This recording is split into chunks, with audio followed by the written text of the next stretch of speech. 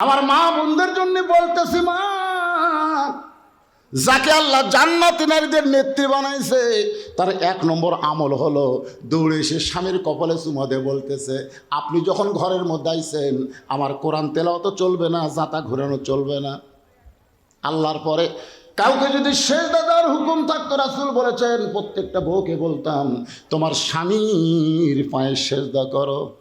ছিলেন সে কোরআন পড়া বাদ দিয়া এই অসময়ে ঘরের মধ্যে ঢুকলেন কেন? আলী বলতেছেন তোমার হোসাইন ঢুকবার চাইছিল, তার হাতে আল্লাহর কোরআন শরীফ দিয়া আমি ঘরের মধ্যে ঢুকলাম। ফাতেমা বলতেছে ওই বাবা মা সবচাইতে বড় ভাগ্যবান যার মাসুম বাচ্চার হাতে থাকবে আল্লাহর কোরআন। সুবহানাল্লাহ জোরে কর। ওই হযরত আলী ফাতেমার ঘরে ঢুকতে কোনো অনুমতি লাগবে? হযরত আলী দরজা খুলে ঘরের মধ্যে ঢুইকা দেখে ফাতেমা ডান হাতে আল্লাহর কোরআন তেলাওয়াত করতেছে আর বাম হাতে জাতা ঘুরাইতেছে। এই ডান হাতের মধ্যে কোরআনের কয়েকটা আয়াত নিয়ে ফাতেমা তেলাওয়াত করতেছে আর বাম হাতে এইভাবে জাতা ঘুরাচ্ছে। সঙ্গে সঙ্গে হযরত আলী কোরআন থেকে তেলাওয়াত করলেন রব্বানা, সকলে পড়েন রব্বানা আতিনা ফিদ দুনিয়া হাসানাতাও ওয়া ফিল আখিরাতি হাসানা ওয়া কিনা আযাবান্নার। আল্লাহ, কি দেখলাম আমি ঘরের মধ্যে ঢুকে? কি দেখলাম? আমার ঘরে তুমি কোনো বউ দাওনি আল্লাহ, আমার ঘর ফাতেমার কারণে জান্নাত হয়ে গেছে। জোরে কারো সুবহানাল্লাহ। আপনারা বলেন তো ঘরের মধ্যে ঢুকে আপনারা কি দেখেন? এশার নামাজ পড়ে যখন ঘরের মধ্যে ঢোকেন তখন আপনার বউ কি করতেছে? ভারতের চ্যানেল দেখতেছে, ভারতের চ্যানেল। একটু মনোযোগ দিয়ে শুনবেন। ঘরের মধ্যে ঢুইকা দেখে ডান হাতে আল্লাহর কোরআন আর বাম হাতে জাতা ঘুরাইতেছে। এই দৃশ্য দেখার পরে হযরত আলীর চোখ দিয়ে দর দর করে পানি পড়তেছে, জবান ফসকে বের হয়ে গেছে রব্বানা আতিনা ফিদ দুনিয়া হাসানাতাও ওয়া ফিল আখিরাতি হাসানা ওয়া কিনা আযাবান্নার। সঙ্গে সঙ্গে ফাতেমা কোরআন তেলাওয়াত বন্ধ, জাতা ঘুরানো বন্ধ করেছে। কোরআন তেলাওয়াত বন্ধ, জাতা ঘুরান বন্ধ। এক দৌড়ে স্বামীর সামনে এসে বুড়া আঙ্গুলে ভর দিয়া কপালে একটা চুমা খায়। সুবহানাল্লাহ কবেন না? ফাতেমা কোরআন তেলাওয়াত বন্ধ করছে, জাতা ঘুরানো বন্ধ করছে। দৌড়ে এসে বুড়া আঙ্গুলে ভর দেয় স্বামীর কপালে একটা চুমা খায়। স্বামী বলতেছে ফাতেমা তুমি না কোরআন তেলাওয়াত করতেছে, তুমি না জাতা ঘুরাচ্ছ। ফাতেমা বলতেছে স্বামী যখন কাছে আসবে তখন বইয়ের সমস্ত কাজ কাম হারাম হবে, একটা মাত্র কাজ স্বামীকে খুশি করা। কথা কয় না, একটাও তো খুশি না। বইয়ের ওপর কেউ খুশি আছেন আপনারা? স্বামী ঘরের মধ্যে আসলে বইয়ের 1 নম্বর কাজ কি? জোরে এখানে 1 নম্বর কাজ কি? হোসাইন তার মায়ের কাছে যাবে অন্দর মহলে। একটা ঘর বাড়ি দিয়ে যখন মায়ের ঘরের দরজায়, ওই ঘরের ভিতরে হযরত আলী আল্লাহর কোরআন তেলাওয়াত করতেছে। ইন্নামাল মুমিনুনা আল্লাযীনা ইযা যুকিরাল্লাহু ওয়াজিলাত কুলুবুহুম ওয়া ইযা তুলিয়াত আলাইহিম আয়াতুহু জাদাতুহুম ঈমানা ওয়া আলা রাব্বিহিম ইয়াতাওয়াক্কালুন।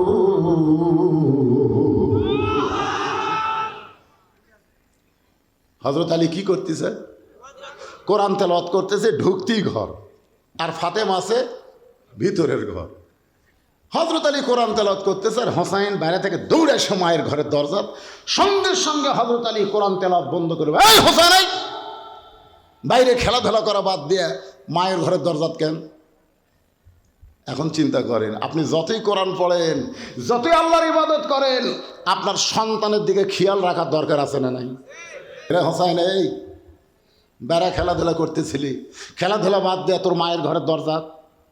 বলে আব্বু কতগুলো মেয়ে মানুষ আমার মায়ের সঙ্গে দেখা করবার চায়, তা আমার মা মেয়েদের সঙ্গে দেখা করবে কিনা এটা জানার জন্য আমি মায়ের কাছে যাচ্ছি। হযরত আলী বললেন তোমার বয়স কত? হোসেন বলতেছে আমার বয়স তো আপনি ভালো জানেন, জানি বলে তো থামাছি। জানি বলেই তোরে থামাইছি পাগল। এই বয়সে যখন তখন তুমি তোমার মায়ের ঘরে ঢুকতে পারবা না। তোমার মায়ের ঘরে ঢুকতে গেলে তোমার মায়ের অনুমতি নিয়ে তোমাকে ঢোকা লাগবে। তার মানে কি বোঝা গেল ইসলাম? যে তুমি যখন ছেলে বড় হবে যখন তখন মায়ের ঘরে ঢুকতে পারবা না। তুমি যখন মেয়ে বড় হবে যখন তখন বাবা হইয়াও মেয়ের ঘরে ঢুকতে পারবা না। আমাকে আল্লাহ 3টা মেয়ে দিছে। আমি 9 বছর প্রত্যেক মেয়েকে 3 বছর করে আমার বুকের উপর আমি ঘুম পাড়াইছি। মেয়েরা যেন বলতে না পারে ছেলে হয়নি দেখে বাবার মন খারাপ। আমি কোনো দোলনা কিনিনি। আর বউ দিন করেছিল দোলনা কিনিনি। আপনার কষ্ট কিসের কষ্ট? তুমি একটু বড় হলে বলো তোমার বাবা এই আদর করে করে তোমাকে বড় করছে, এই কথাটা বলো, তাহলে মেয়েদের মনে কষ্ট থাকবে না। এখন সে মেয়েরা যখন টাকা চায় মায়ের কাছে যায়, মা টাকা লাগবে। আমি ঘরের মধ্যে থেকে শুনি কে রে টাকা লাগবে মায়ের কাছে চাই। ওর মায় কি ওর বাপের বাড়ির থেকে এনে দিবে? ওর মা তো আবার আমার কাছে চাবি ধরে কোন কথা ঠিক কিনা। আমি একদিন রাগ করে মায়ের কাছে চাস কেন, আমার কাছে আসতে পারিস না? 3 মেয়ে বলতে চাব্বু আপনার কাছে চাইতে আমাদের শরম লাগে। তার মানে বোঝা গেছে ওরা বড় হচ্ছে। ধরে কারণ কি হচ্ছে, মেয়েরা যখন বড় হয় বাবা ইচ্ছা মতো মেয়েদের কাছে যাইতে পারবে না, যাইতে গেলে বাবার হুকুম নেওয়া লাগবে। আবার ছেলে যখন বড় হয় মায়ের কাছে ইচ্ছা মতো যাইতে পারবে না, যাইতে গেলে মায়ের হুকুম লাগবে। হোসাইন তোমার বয়স হলো এখন 4 বছর। আল্লাহ নবী বলেছেন 2 বছর বয়স পর্যন্ত সন্তান যদি তোমার ঘরের মধ্যে থাকে, চেতন থাকলেও তুমি স্বামী স্ত্রী মহব্বত করতে পারবা। কারণ সন্তান দেখতে পারবে কিন্তু বুঝবার পারবে না। 2 বছর যখনই পার হয়ে যাবে 25 মাস পড়বে আর সন্তানের সামনে তোমার হালাল বউকেও তুমি আদর করতে পারবা না। 25 মাস ছেলের বয়স, মন চাচ্ছে আগে দেখা লাগবে চেতন আছে না ঘুম আছে। এখনকার ছেলে মেয়েরা আবার চেতন থেকেও ঘুমের ভান করে বলে ঠিক না। এই জন্যই এক কথা আর দাদির কাছে দিয়ে আসবেন, না হয় 10টা চকলেট কেন দেবেন যে ওই ঘরে যা খা। মন চাইলেই পারবেন না। নিজের 2 বছরের বেশি সন্তানের সামনে হালাল বউকে যদি আমি আদর করতে না পারি, রাস্তাঘাট পথে রমনা পার্কে এমনকি ওই যে আপনাকে জলিল পার্কে যে হারে খোলা ময়দানে কাম সারতেছে, আপনারা বলেন তো আল্লাহর কোরআনের আইন যখন চালু হবে এইগুলো চলতে পারবে? পর্দার আইন আল্লাহ চালু করে দিবেন, আল্লাহর কোরআনের পর্দার আইন তখন বাংলাদেশে চালু হবে। আলী বলতেছেন হোসাইন এখন তোমার বয়স হলো 4 বছর, যখন তখন তোমার মায়ের ঘরে ঢুকতে পারবা না। তোমার মায়ের ঘরে ঢুকতে তোমার অনুমতি লাগবে, বরং আমার কাছে চলে আসো। বাবা যেই ডাকছে হোসাইনকে, হোসাইন হযরত আলীর কাছে যেই মাত্র আইছে হযরত আলী সঙ্গে সঙ্গে আল্লাহর কোরআন হোসাইনের দিকে দেখে বললেন বাজান কোরআনটা ধরো। হযরত আলী বলতেছেন কোরআনটা ধরো, হোসাইন বলতেছে দেন। যেই বলছে দেন হযরত আলী চোখ দিয়ে পানি পড়তেছে। প্রথম সেজদা 3 বার সুবহান রাব্বিল আলা, পরের সেজদায় 100 বার সুবহান রাব্বিল আলা হয় কিন্তু নবী মাথা তোলে না। প্রথম রাকাতের দ্বিতীয় সেজদা এত লম্বা হলো, দ্বিতীয় রাকাত, তৃতীয় রাকাত, চতুর্থ রাকাত শেষ করে নবী যখন সালাম ফিরালেন ওমর ফারুক বললেন হুজুর প্রথম সেজদা তো ঠিকই ছিল কিন্তু দ্বিতীয় সেজদা এত লম্বা। আল্লাহ রাসূল বললেন আমি যখন দ্বিতীয় সেজদাত গেলাম তখন 2 পবিত্র আমার পিঠের উপর চড়েছে। 2 পবিত্র আমার পিঠের উপর চড়ে বসেছে। আমি নামাজ পড়া অবস্থায় ওদেরকে পিঠ থেকে নামাবার চাই, কিন্তু নামাজের মালিক আল্লাহ বলে হাবিব আপনার হাসান হোসেন যতক্ষণ পিঠে থাকবে আপনি নামাজ ত্যাগ করে ওদের নামাবেন না। জোরে কোন সুবহানাল্লাহ। এখন চিন্তা করেন যেই মাত্র হযরত আলী বলেছেন ধরো, সঙ্গে সঙ্গে হোসেন বলতেছে দেন। হযরত আলী হোসেনের হাতে আল্লাহর কোরআন দিয়া এবার বিবির ঘরে দরজায়। আপনারা বলেন তো ছোট বাচ্চার হাতে যদি আপনি কোরআন দিবার পারেন ওই বাচ্চার দ্বারা কোনো অন্যায় অপকর্ম হতে পারে? আজকে ছোট বাচ্চার হাতে আপনি কি দিচ্ছেন? আগডুম বাগডুম ঘোড়াডুম সাজে কি? যেদিন আল্লাহর কোরআন দেয়া বাংলাদেশ চলবে সমস্ত প্রাইমারিকে কবর দিয়া ওই প্রাইমারিকে কোরআনের মাদ্রাসা তৈরি করা হবে। জোরে করে কথা ঠিক। আইরে আই টিয়ে লাই ভরা দিয়ে না লাগাল বোয়াল মাছে তাই না দেখে ভোদন নাচা। একেবারে ছোট ছোট বাচ্চা, ছোট ছোট মাসুম বাচ্চাদের এমন একটা মিথ্যা শিক্ষা দিচ্ছে, আর সেই শিক্ষার জন্যে হাজার হাজার কোটি টাকা বাংলাদেশে খরচ করা হচ্ছে। মুসলমান হিসেবে আল্লাহর কোরআন শিক্ষা করা সুন্নত না নফল? এটা কখন শিখবেন? বুড়া বয়সে এটা শিখবার গেলে শৈশবে যেমন প্রাইমারি যান, ওই বয়সে আল্লাহর কোরআন হাতের মধ্যে নেওয়া লাগবে। হযরত আলী হোসেনের হাতে আল্লাহর কোরআন দিয়ে ফাতেমার দরজায়। এখন আপনাদের কাছে আমি জানতে চাই, মেয়ে যদি বড় হয় মেয়ের ঘরে ঢুকতে বাবার অনুমতি লাগবে, ছেলে যদি বড় হয় তাহলে মায়ের ঘরে ঢুকতে অনুমতি লাগবে। কিন্তু স্বামী যদি বউয়ের ঘরে ঢুকবার চায়, আপনার বলেন তো কোনো অনুমতির দরকার আছে? কেন নাই? কোরআনের আয়াত আগে শোনেন, হুন্না লিবাসুল লাকুম ওয়া আনতুম লিবাসুল লাহুন্না। স্বামী হলো বিবির পোশাক, বিবি হলো স্বামীর পোশাক। স্বামী বউয়ের ঘরে ঢুকতে আর বউ স্বামীর ঘরে ঢুকতে কোনো অনুমতি লাগবে না। এখন আপনারা বলেন, আপনি সন্ধ্যার সময় গরু ছাগল গোয়াল ঘরে উঠলো কিনা আপনি দেখতেছেন লাইট দিয়ে, গরু ছাগল ঠিক আছে আলহামদুলিল্লাহ। আপনার বউ দেখতেছে হাঁস মুরগি ঘরাত উঠলো কিনা, কিন্তু আপনার আইডিয়া রাত 10টা বাজে এখন পর্যন্ত বাড়িতে আসলো না। আপনি খুঁজেছেন? কথা কন না কেন? আপনি হাঁস মুরগি খুঁজবার পারেন, আপনি গরু ছাগল দেখবার পারেন, কিন্তু আপনার ছেলে মেয়েকে আপনি খেয়াল করবেন না। স্কিন প্যান্ট পরে সকালে বের হয়ে গেছে, সন্ধ্যার সময় বাড়িতে আসলো। আপনি বাবা হিসাবে বলা দরকার ছিল, এইটা পরে সকালে গেলি সন্ধ্যায় বাড়িতে আসলি, তুই কি পেশাব করিসনি? করছি তো আব্বা। কেমনি করলি? বলে আব্বা এইটা পরে তো বসা যায় না, খাড়া হয়ে পেশাব করছি। এখন আপনার বলেন, দাঁড়ায় পেশাব করা মানুষের চরিত্র না জানোয়ারের চরিত্র? তাহলে আপনার ছেলে কি মানুষ না জানোয়ার? এই জানোয়ার, পেশাব করে তুই পানি লিছিস? আর পেশাব করে পানি নিলেও লাভ নাই, কারণ খাড়া হয়ে পেশাব করলে পেশাব তো নিংড়ে না। পানি খরচ করে যেই ভিতরে মাল ঢুকাছেন টপ টপ করে পড়ে ওই এলাকা শেষ।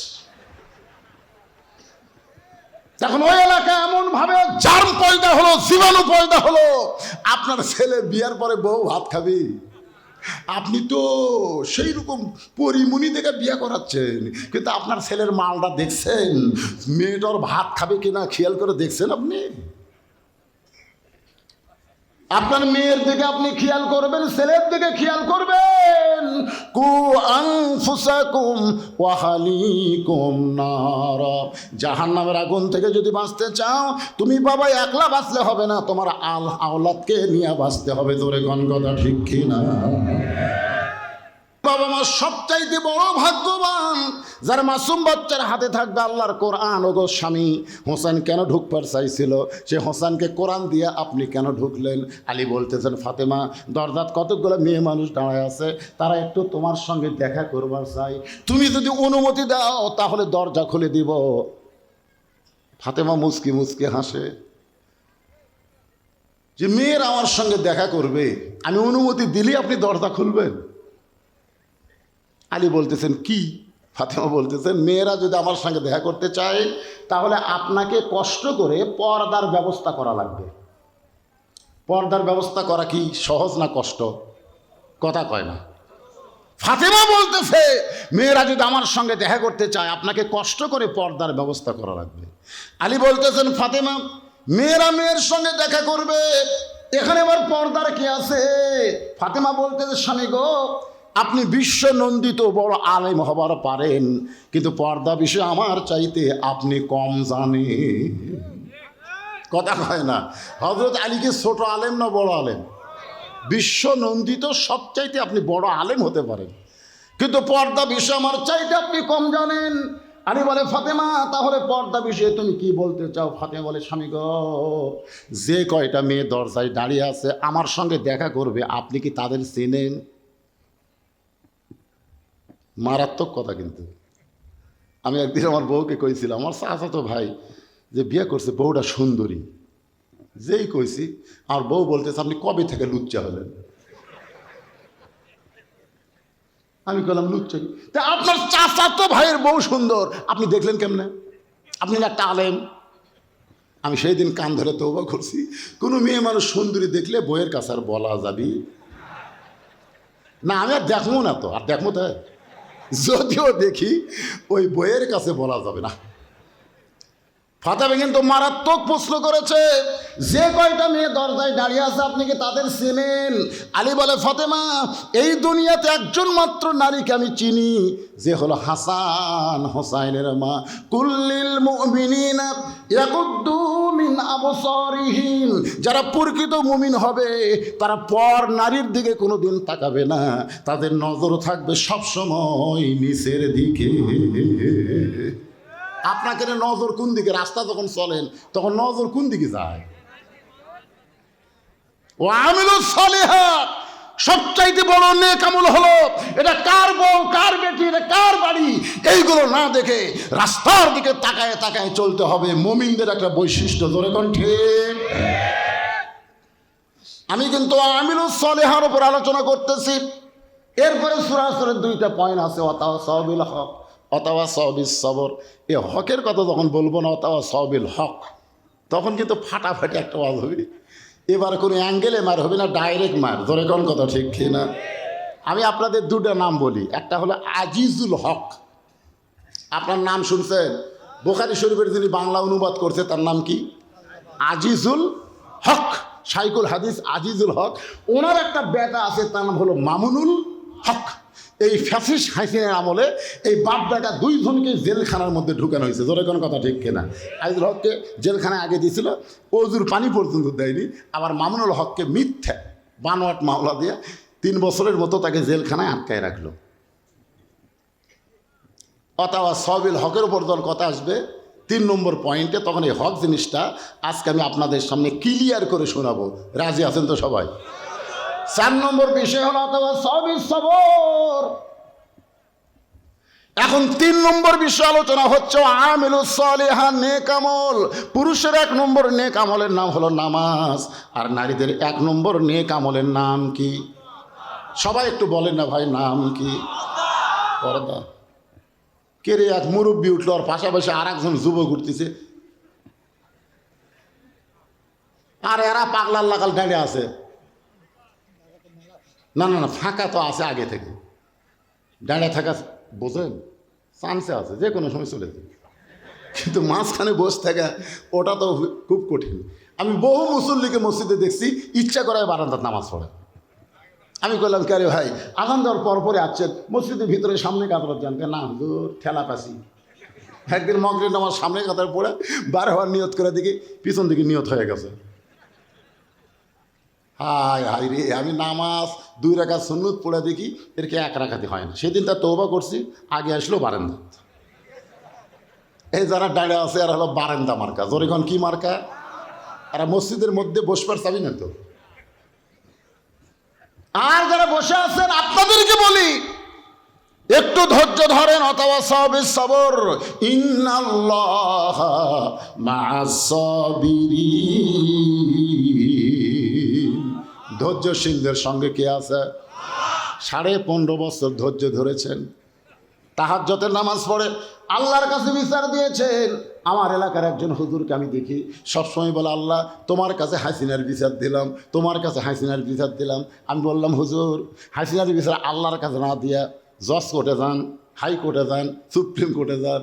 হুজুর বলে, বর্তমান হাসিনা জজ কোর্ট, হাইকোর্ট, সুপ্রিম কোর্ট সব কোর্ট দখল করেছে, কিন্তু একটা কোর্ট এখনো দখল হয়নি, সেইটা হলো আমার আল্লাহর কোর্ট। আপনারা বলেন তো, ভাত পাক করে থুয়ে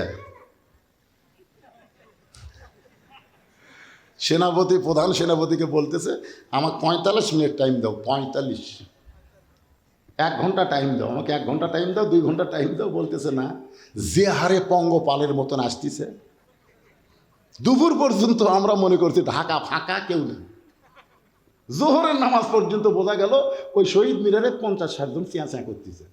আমি চিন্তা করলাম কি করি, মোবাইল নেটওয়ার্ক ঠিক মতো পাই না, টাওয়ার ঠিক মতো পাই না, এই শালা পলক কখনো দেয় কখনো না দেয়। হঠাৎ আমি ভিপিএন যোগ করে দেখি ভাই 3টার সময় ঢাকার পা দেওয়ার কোনো জায়গা নেই। তখন আমার মনে হলো তায়রান আবাবিল তারমিহিম বিহিজারাতিন মিন সিজ্জিল ফাজআলাহুম কাআসফিম মাকুল ইজা জা নাসরুল্লাহি ওয়াল ফাত।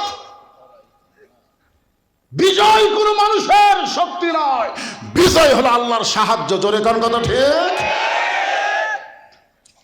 দেখেন স্বরাষ্ট্রমন্ত্রীর কাছে আইজি বলতেছে, স্যার কি বলবো, আপনি তো খালি বলেন গুলি কর গুলি কর গুলি কর, কিন্তু লাভ তো হচ্ছে না। পুলিশ গুলি করে, যাক গুলি লাগে ওই সরে যায়, আর একজন ওই জায়গাতে দাঁড়ায়। এরা মরাকে আর ভয় করে না। এটা সেনাপতি বুঝবার পারছে, গুলি করেও যার কাছে আটকানো যাচ্ছে না, যদি 5% হেলিকপ্টার রেডি আছে পলান। 12 পদের আইটেম তৈরি করে খাওয়ার ভাগ্য হলো না ভাই। আল্লাহর ওলি বলেছে এক সময় বাংলার জনগণ গাছের গোড়ায় এমন ছাকুনি দিবে, দিল্লির মামু বাড়ি দিয়ে পড়বা। ধরে কোন কথা ঠিক? তো ইজ্জু মান তাশা ওয়া তুযিল্লু মান তাশা বিয়াদিকাল খায়র ইন্নাকা আলা কুল্লি শাইইন কাদির। কি বুঝতেছেন? ক্ষমতার মালিককে। আরো জোরে বলেন ক্ষমতার মালিককে। একটু মনোযোগ দিয়ে শুনবেন। আলী বলতেছেন ফাতেমা একটা মাত্র মেয়ে ছাড়া দুনিয়ার অন্য কোনো মেয়েকে আমি চিনি না, সেই মেয়েটা হলো হাসান হোসেনের মা, আমার বউ। সঙ্গে সঙ্গে ফাতেমা স্বামীর কপালে আর একটা চুমা খায়। আপনি যদি আপনার বউয়ের কাছে বলেন, ওগো তোমার মতো মেয়ে কেউ নাই, তুমি এত সুন্দরী কেন? বউ বলতেছে আর কাকু দেখছেন? কাকে দেখবো, তুমি ছাড়া তো আমার দেখা জায়েজ নাই। আপনারা বলেন তো বউ কি খারাপ হবে? আলী বলে ফাতেমা একজন নারীর সঙ্গে দেখা করবে, পর্দার ব্যবস্থা কেন করা লাগবে? ফাতেমা বলে স্বামী গো, যে কয়টা মেয়ে দরজায় দাঁড়িয়ে আছে তার মধ্যে সবাই যদি পর্দানিশী হয় আর একজন যদি বেপর্দা হয়, সব মেয়েরাই পর্দানিশী, কিন্তু একটা হলো বেপর্দা। বেপর্দা নারী যারা শয়তানের যানবাহন তারা। আমি যেই বলবো বেপর্দা নারী যারা, আপনারা বলবেন শয়তানের যানবাহন তারা, বলতে পারবেন না? বেপর্দা নারী যারা, শয়তান যে আপনাদের এলাকাতে আসে পুরুষের মাধ্যমে কিন্তু আসে না, শয়তান আসে নারীর মাধ্যমে। নারী যদি বেপর্দা হয়, আল্লাহ যখন বললো ওয়ালা তাকরাবা হাদিস সাদারা ফাতাকুনা মিনাজ জালিমিন, ওই গাছের কাছে যাইও না, এই গাছের কাছে কি করো না, যাইও না। হাওয়া বেপর্দা হয়ে,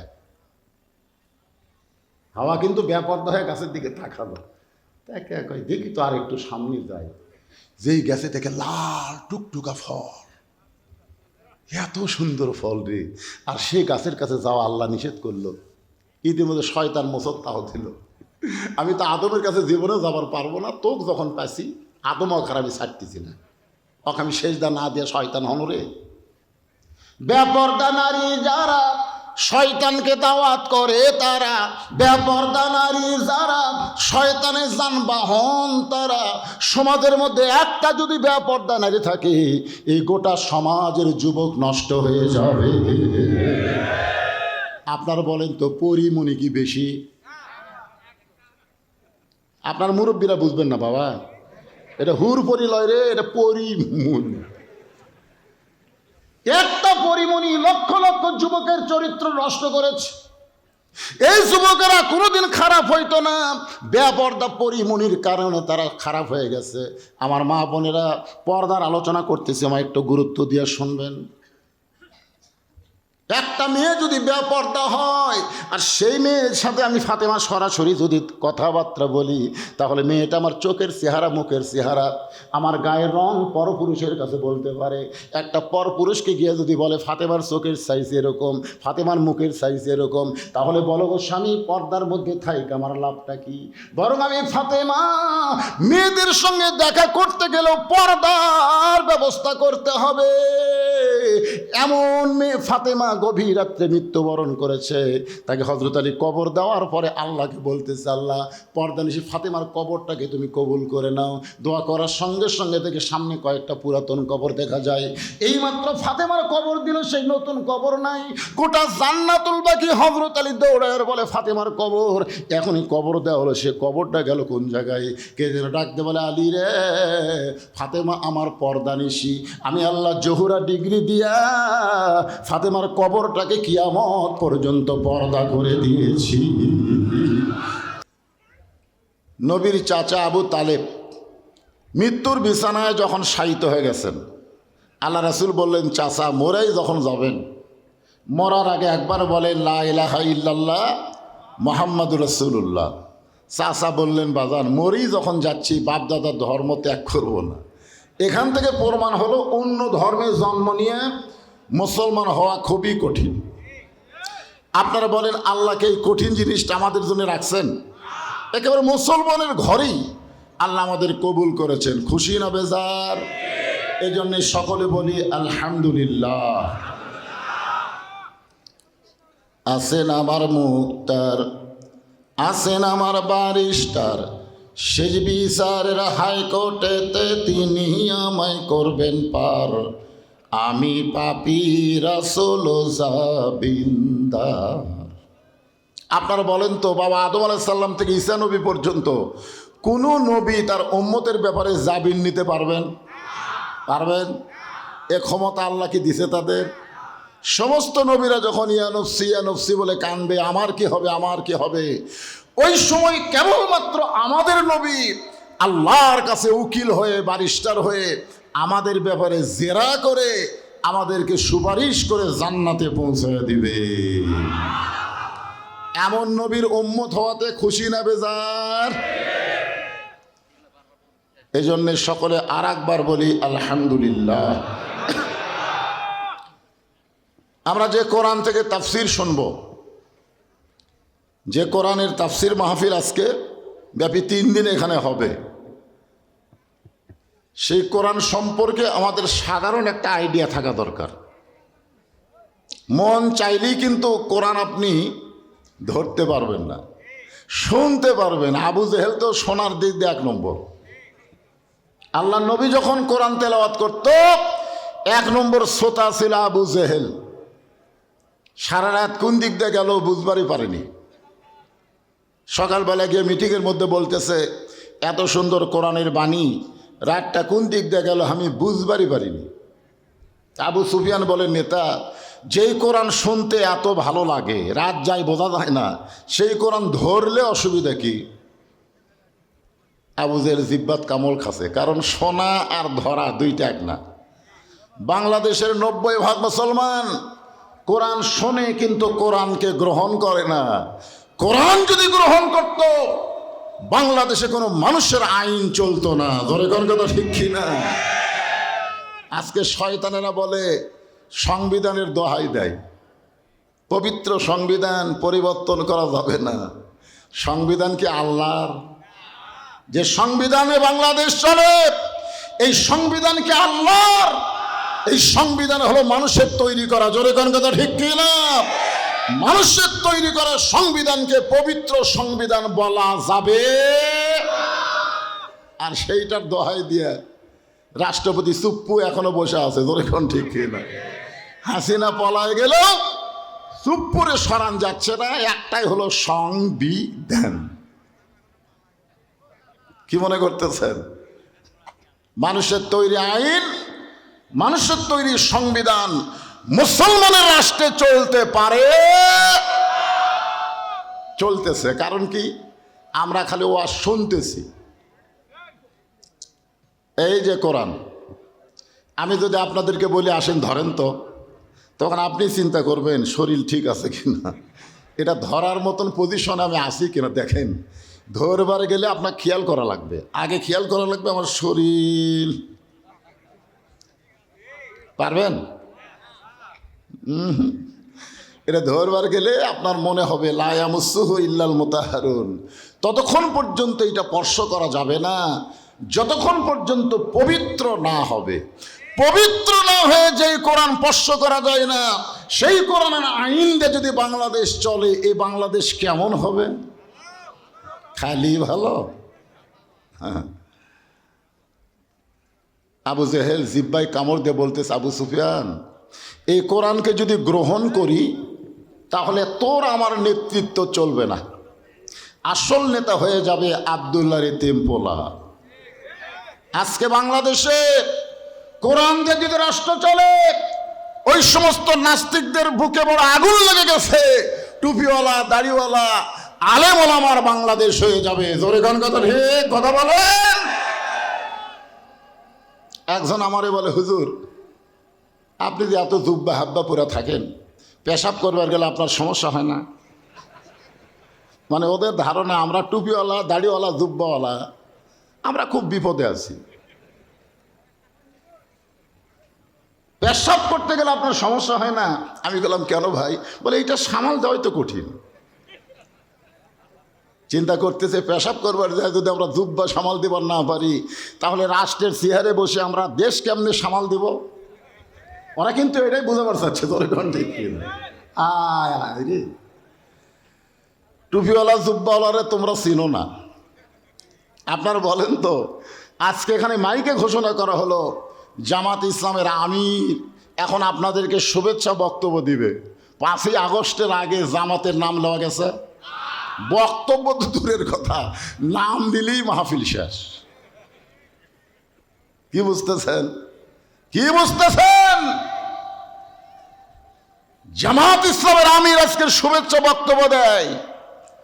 তিনি এখানে গুরুত্বপূর্ণ পয়েন্ট আউট করেছেন যে আকিমুসসালাহ শুধু না, আকিমুদ্দিন বাংলাদেশে প্রচার করতে হবে, বাংলাদেশে আকিমুদ্দিনকে প্রতিষ্ঠা করা লাগবে। জোরে কোন ঠিক কিনা? আগে প্রচার, তারপরে প্রতিষ্ঠা। আমি আমার ভাইয়ের কথারকে সামনে নিয়েই সূরা আসর থেকে আপনাদের সামনে তাফসির করব ইনশাআল্লাহ। এখন আসেন যে কোরআন থেকে আমরা তাফসির শুনব।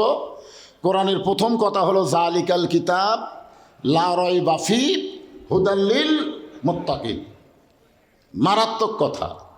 কোরআন যদিও হুদাল লিন নাস, সমস্ত মানুষের জন্য জীবন ব্যবস্থা, কিন্তু হুদাল লিল মুত্তাকিন কোরআনের প্রথমে বলা হয়েছে।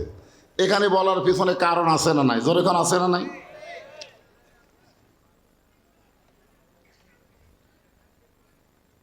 আচ্ছা ঠিক আছে, এরকে মধ্যে খালি এই করতেছে, আপনিও কানে কানে বলেন, ওই আবার কাগজ রেখে দিছে।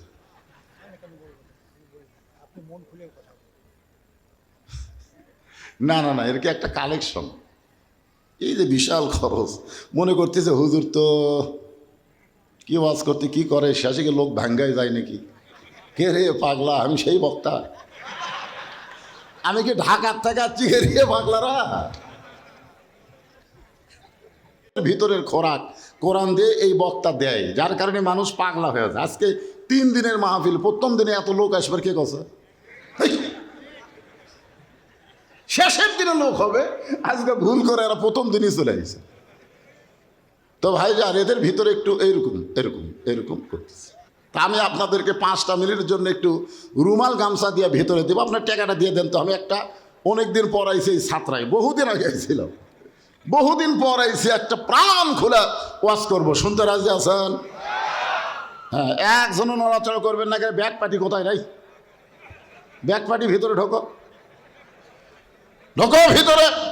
5 মিনিটের মধ্যে আদায় কমপ্লিট করে আমি এক টানা কোনো চিন্তা ভাবনা না করে আলোচনা করবো ইনশাআল্লাহ। হ্যাঁ যাও ভিতরে যাও। ব্যাগগুলো তো রেডি থাকার কথা, আমার এইটা লিখে দেয় আর ব্যাগ রেডি নাই, এটা কথা হলো? ও নামছে মাশাআল্লাহ, এই নামিন। কমপক্ষে 20-30টা নামা লাগবে, 1টা-2টা নামলে হবে না। 40 জন আছে, 40 দিক থেকে নেমেছে। আপনারা যে যা পারবেন আল্লাহর কোরআনকে মহাব্বত করে পকেট থেকে দিবেন, এইটা আপনাকে জান্নাত পাওয়ার একটা উসিলা হয়ে যাবে। সবাই দিবেন। এই বাবা ব্যাগ নাই, আবার কি লিখেন এটারে? এটা নিয়ে গেলে তো খুঁজবে তুমি মানুষকে। ব্যাগ নাও, ব্যাগ নিলে কোনো সমস্যা নাই, এই রুমাল ধরবার গেলেই সমস্যা। হ্যাঁ, হইচই না করে সবাই জিকির করেন আর পকেট থেকে 10, 20, 50, 100 যে যা পারবেন আল্লাহর হস্তে দান করবেন। 3 দিন ব্যাপী তাফসীরুল কোরআন মাহফিলের প্রথম দিবসে অনেক খরচ মাহফিলের জন্য। সবাই একটু আল্লাহর রাস্তায় দান করবেন, একটু জিকির করেন লা ইলাহা ইল্লাল্লাহ, লা ইলাহা ইল্লাল্লাহ। হ্যাঁ, জিকির করেন আর পকেটের মধ্যে হাত দেন। আপনাদের কাছে ব্যাগ যাবে, টাকা দেবেন না, এরকম লোক আছেন আপনারা? যা পারেন, আপনার তো বলা হচ্ছে না যে আপনি 500,000 করে দেন, আপনি যা পারেন। জি, সঙ্গীত ইমানের দাবি যদি কুরবানি হয়, সেই দাবি ঘরে বসে থাকা নয়। ইমানের দাবি যদি কুরবানি হয়, সেই দাবি ঘরে বসে থাকা নয়। ইমানের দাবি হলো কিছু বিনিময়, ইমানের দাবি হলো কিছু বিনিময়। সেই বিনিময় যদি কলিজার ঘাম হয়, সেই বিনিময় যদি কলিজার ঘাম হয়, সেই ঘাম দিতে যেন তৈরি থাকি। ওগো দয়াময় আমার আল্লাহ দয়াময়। ইমানের দাবি হলো অগ্নি শিখা, বাতিলের বিরুদ্ধে জ্বলতে শিখা। ইমানের দাবি হলো অগ্নি শিখা, বাতিলের বিরুদ্ধে জ্বলতে শিখা। সে আগুনে জেলে জেলে, সে আগুনে জেলে জেলে দিব ইমানের পরিচয়। ইমানের দাবি ঘরে বসে থাকা নয়। ইমানের দাবি হলো কিছু বিনিময়, সেই বিনিময় যদি কলিজার ঘাম হয়, সেই ঘাম দিতে যেন তৈরি থাকি। ওগো দয়াময় আমার আল্লাহ দয়াময়। ইমানের দাবি ঘরে বসে থাকা না, বাতিলের বিরুদ্ধে লড়াই করা। ধরে বলেন ঠিক কিনা? কুল জাল হাক্ক ও জাহাকাল বাতিল ইন্নাল বাতিলা কানা জাহুকা।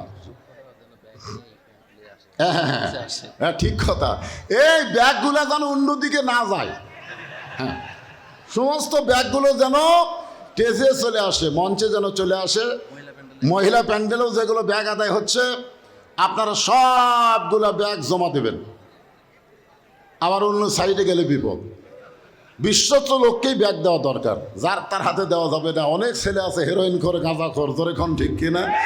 এই সুযোগে আদায় করে আউট। বিশেষ করে এটা মহিলাদের মধ্যে বেশি হয়। তো আপনারা বিশ্বস্ত লোকদের ব্যাগ দিয়েছেন, ব্যাগগুলো সব টেতে চলে আসবেন। একটু জিকির লা ইলাহা ইল্লাল্লাহ, লা ইলাহা, লা ইলাহা ইল্লাল্লাহ, লা ইলাহা ইল্লাল্লাহ, লা ইলাহা ইল্লাল্লাহ। জোরে লা ইলাহা ইল্লাল্লাহ, লা ইলাহা ইল্লাল্লাহ মুহাম্মাদুর রাসূলুল্লাহ সাল্লাল্লাহু। আপনারা গুরুত্বই দিচ্ছেন না। যেই নবীর উপরে আল্লাহ ফেরেশতা দরুদ পড়ে আর সেই নবীর নাম উচ্চারণ হয়, আপনারা গুরুত্বই দিলেন না। কি রে? নাম শোনার সঙ্গে সঙ্গে জবান খুলে বলতে হবে সাল্লাল্লাহু আলাইহি ওয়াসাল্লাম। আপনি জানেন হাসরের ময়দানে যিনি আপনার উকিল হবেন, ব্যারিস্টার হবেন, আপনাকে সুপারিশ করে জান্নাতে নিয়ে যাবেন, আর তার উপর দরুদ পড়তে আপনার আপত্তি আছে? আছে নাকি? হ্যাঁ। এবার চলে আসি পবিত্র কালামুল্লাহ শরীফের 114টা সূরার ভিতরে একটা ছোট্ট সূরা হলো সূরা আসর। আসর মানে হলো সময়, আবহমান কাল। বর্তমান সময় আমাদের বাংলাদেশের জন্যে মোটামুটি ভালো, খুব ভালো না, তবে মোটামুটি কথা কয় না, ভালো না? শুভেচ্ছা বক্তব্য কে দিল, আওয়ামী লীগ না জামাত? আরো ধরে কর। আপনাদের নিয়ামতপুরে আমি বহু মাহফিল করছি, এলাকায় যে জামাত আছে আমি বুঝবারই পারিনি, কিন্তু আজকে বুঝলাম সময় মোটামুটি ভালো। ওরা সব কায়াত হয়ে চলে গেল, যখন ঠিক কিনা? মঞ্চে আল্লাহ জামাতকে কবুল করলো, আলহামদুলিল্লাহ। মিশে মায়াই বন্দি থাইকা করলাম কত খেলা, পশ্চিমে তাকায়া দেখো তোমার ডুইবা গেছে বেলা। বেলা মানে সময়, বেলা মানে কি? সময়। সময় অত্যন্ত গুরুত্বপূর্ণ একটা বিষয়। এই সময়ের সদ্ব্যবহার করা লাগবে। সারা জীবন ঘুষের চাকরি করে, চাকরি যখন রিটায়ার হয়েছে তখন আল্লাহকে বলতেছে, আল্লাহ আমি তওবা করতেছি, আর কোনোদিন ঘুষ খাবো না আল্লাহ। আপনারা বলেন তো, আর দুই কান্দের ফেরেশতা কি বলবে? শালা যখন ঘুষের চাকরি করছে তখন তওবা করেনি, সময় গেছে আর এখন তওবা করতেছে, আল্লাহ কবুল করবে? সারা জীবন চুরি বাটপারি ডাকাতি করেছে, বুড়া বয়সে কাঁদতেছে আর বলতেছে আল্লাহ আমি আর চুরি করব না। আল্লাহকে চুরি করার মতন শক্তি তোর দেহত নাই। তো সময় থাকতে আমাদের সময়ের গুরুত্ব দেওয়া লাগবে, জোরে কোন ঠিক কি না? আপনারা বলেন তো, আপনাদের হায়াতের জিন্দেগিতে কোন সময় আল্লাহর সবচাইতে পছন্দ? কথা কয় না? যৌবনের সময়টা আল্লাহর কাছে সবচাইতে পছন্দ। তোমার শৈশবকাল বুড়াকালের কোনো হিসাব দেওয়া লাগবে না, খালি যৌবনকালের হিসাব দিয়ে জান্নাতে চলে যাও। এখন যুবকেরা তোমরা কি করতেছ এই যৌবন বয়সে? যৌবন বয়সে তোমরা সময় নষ্ট করতেছো কার পিছনে? কথা কয় না?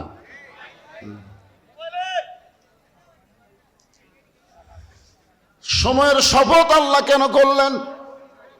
সময় অত্যন্ত গুরুত্বপূর্ণ একটা বিষয়। সময়ের শপথ করে আল্লাহ বললেন, ইন্নাল ইনসানা লাফি খুসর। তাফসির শুনতে গেলে তাফসির মানে কি বোঝা লাগবে। আমার এক নাতি আছে, নাম হলো আম্মার। আর চেহারা দেখলে সবাই বলে হুজুরি ছেলে না মেয়ে? খুব ছোট, কেবল 4 বছর বয়স। আমি বললাম আপনাকে কি মনে হয়? তে বলে হুজুর ঢপ চেহারা দেখলে তো মেয়ের মতোই লাগে। আমি বললাম তাহলে তাফসির করি। তাফসির করা মানে ন্যাংটা করা, ধরে এখন কি করা? যেই কাপড় খুলছি হুজুর এটা না ছেলে। তা আজকে আমি আপনাদের সামনে তাফসির করব, মানে খোলা খুলি, আর সাধন কুমারও নাই আর হাসিনারও কোনো ধরপাকড় নাই, জোরে খান কথা ঠিক। এতদিনে অ্যাঙ্গেলে যা মারছি ভাই, আজ কোনো অ্যাঙ্গেল হবি না, ডাইরেক্ট মারে হবি, জোরে কোন কথা ঠিক।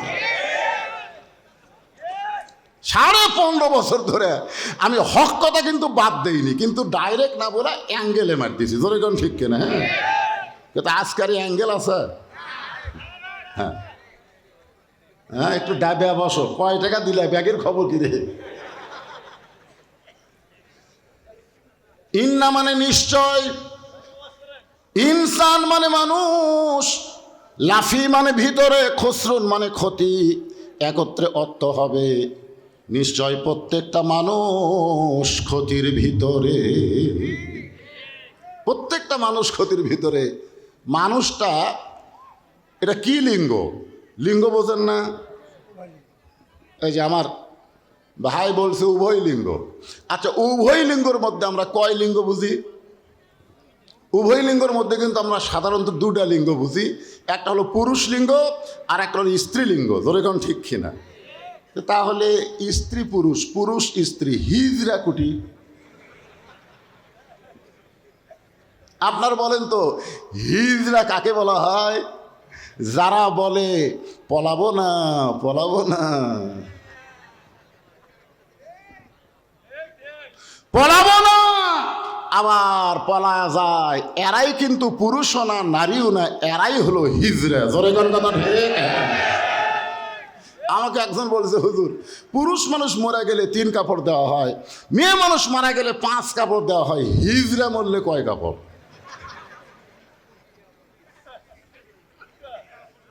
আমি আমার এলাকাত কোনো হিজড়া মরা দেখিনি।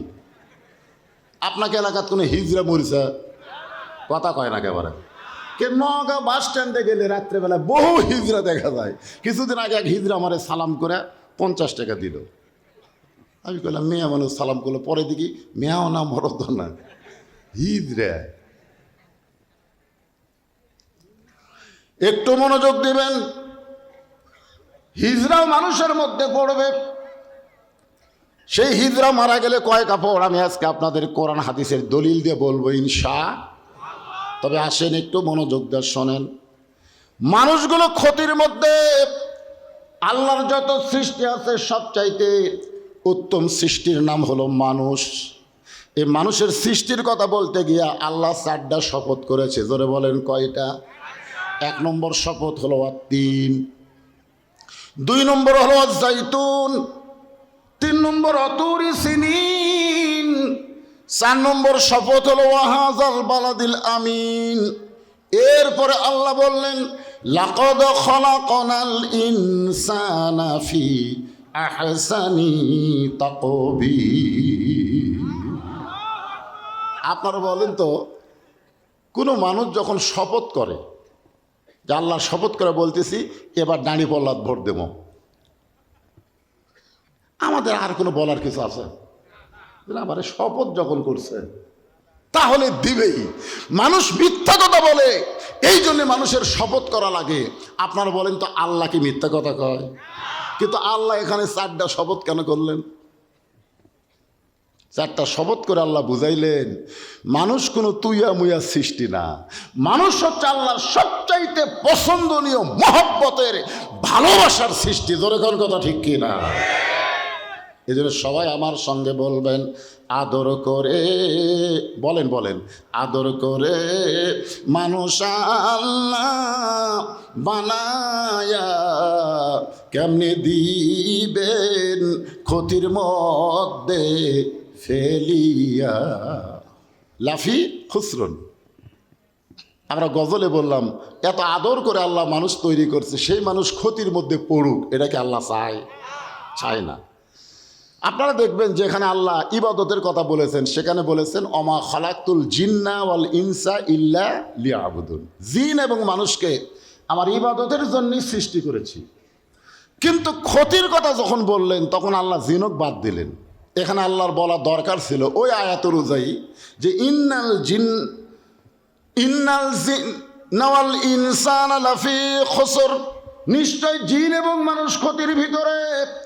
কিন্তু ইবাদতের কথা বলার সময় আল্লাহ জিন ইনসান বললেন, আর ক্ষতির কথা বলার সময় আল্লাহ জিনক মাইনাস করলেন। কারণ কি? কারণ হলো আল্লাহ মানুষকে এত ভালোবাসে, মানুষ ক্ষতির মধ্যে পড়ুক এটা আল্লাহ চায় না। যেরকম ছেলে ছাত্রা বাজারে দোকান দিচ্ছে, দুপুরবেলা যখন বাড়িতে গেছে বাপ বলতেছে তুই যে ব্যবসা করতেছিস তো লাভ হবে। ছেলে রাগ করে বলে আব্বা লাভের জন্যই ব্যবসা করছি, লাভ হবে না কেন? বাপ বলতেছে চিন্তা হয় বাকি খায় খায় সব যদি শেষ করে দেয়। আপনারা বলেন তো ছেলের লাভের কথা চিন্তা না করে বাবা কিন্তু ক্ষতির দিকে খেয়াল করতেছে, কারণ ছেলেকে অত্যন্ত ভালোবাসে। বর্তমান ফেরাউনের যুগে ব্যবসা করা খুবই কঠিন। জোরে খান কথা ঠিক কিনা? এমন কসম করি ভাই 2 দিন পরে টাকা দেবো ভাই, দে ভাই দে ভাই। পরে দেখবেন বাকি নেওয়ার পরে ওই রাস্তায় বাদ দিছে, ওই তো আপনার খরিদ্দারি নাই, বরং ও রাস্তা বাদ দিয়ে আর এক রাস্তা দিয়ে হাঁটে। এই সময়ে তুমি ব্যবসা করতেছো, তুমি যে লাভ করতে পারবে বরং ক্ষতির মধ্যে পড়ে যাবে। আল্লাহ তার মানুষকে এত ভালোবাসে যার কারণে ক্ষতির কথা বলে আল্লাহ বলতেছেন ইল্লাল্লাযীনা আমানু ওয়া আমিলুস সালিহাতি ওয়া তাওয়াসাউ বিল হক ওয়া তাওয়াসাউ বিস সবর। ক্ষতির মধ্যে তোমরা পড়বা না যদি তোমরা 4টার মধ্যে থাকো। জোরে কোন কয়টা? আরো জোরে, জোরসে বলুন। এই 4টার ভিতরে 1 নম্বর হলো ঈমান। ঈমান যদি না থাকে তুমি যতই নামাজ পড়ো, যতই রোজা করো, যতই জিকির করো, একটাও আল্লাহর দরবারে কবুল হবে না। এখন আপনারা বলেন তো বাংলাদেশের মুসলমানের ঈমানের খবর কি? 5ই আগস্টের আগে আমার এলাকার কি ইমাম সাহেব মোনাজাত করতেছে, রব্বানা আতিনা ফিদ দুনিয়া হাসিনা, হাসানার জাগাত হাসিনা। মুসল্লিরা তো আরবি বোঝে না, কেউ ধরবারও পারে নাই। একজন হাফিজ সাহেব বলতেছে, হুজুর মনে হয় হাসানা হবে। এই পাগলা, যে ভয় লাগছে ওটি হাসানা আছে? আপনারা বলেন আল্লাহ ছাড়া কোনো মানুষকে ভয় করে যখন কেউ কাম করবি, তার ইমান আছে না গেছে? 15.5 বছর আমার এই ইমান কোথায় ছিল? ভাইরে খুব খেয়াল করবেন। ইন্নাল্লাযীনা ক্বালু রাব্বুনাল্লাহু সুম্মা ইসতাকামু তাতানাজ্জালু আলাইহিমুল মালায়েকা আল্লা তাখাফু ওয়ালা তাহজানু ওয়া আবশিরু বিল জান্নাতিল্লাতী কুনতুম তুআদুন।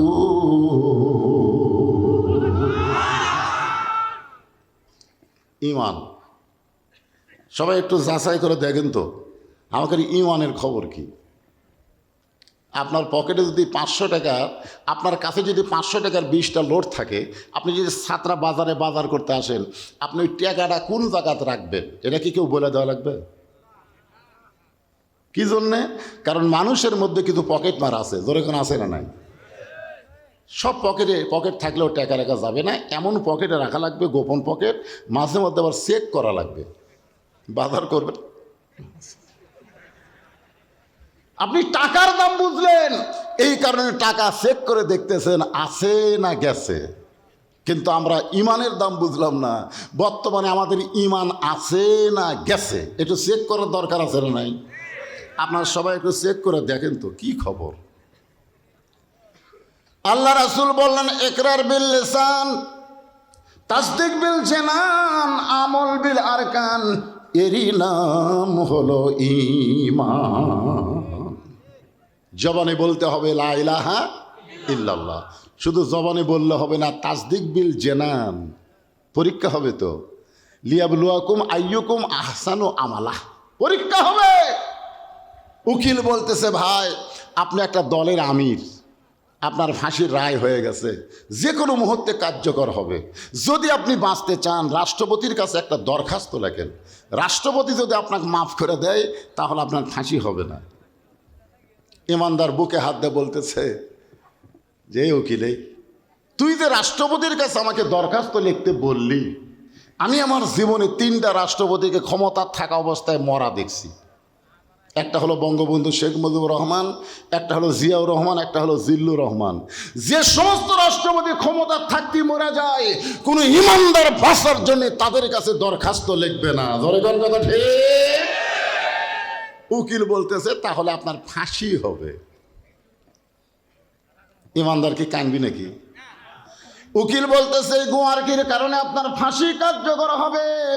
ইমানদার মুসকে মুসকে হাসে আর বলে, আমার ফাঁসি হবে কিন্তু আমার মৃত্যু হবে না। কিছুদিন আগে আমার গ্রাম সম্পর্কে চাচাতো ভাই, ওর একটা বেটা হচ্ছে, আমাকে বলতে, হুজুর আমার তো একটা বেটা হলো, কি নাম রাখবো? আমি বললাম আবু সাইদ। যেই বলছে আবু সাইদ, ওকে খুবই সুন্দর নাম হুজুর, আমার তো খেয়ালই ছিল না। বর্তমান ফ্যাসিস্ট সরকারকে উৎখাত করতে গিয়া আবু সাইদই প্রথম জীবন দিয়েছে। ধরে কোন কথা ঠিক কিনা? গত সপ্তাহে আমার খালাতো বোনের একটা মেয়ে হচ্ছে, ওর মা আমারে মোবাইল করে বলতেছে, বাবা তোমার বোনের তো একটা মেয়ে হলো, কি নাম রাখবো? আমি বললাম হাসিনা। সেই গোছে হাসিনা, ওরে বাবা রে। খালা আমার উপর একটা আলিম হইয়া এইরকম একটা জঘন্য নাম বললি কেন? বর্তমানে কোন মেয়ের নাম হাসিনা তো দূরের কথা, 100 বছর কোন মেয়েদের নাম হাসিনা রাখবে না। ধরে কোন কথা বলেন না,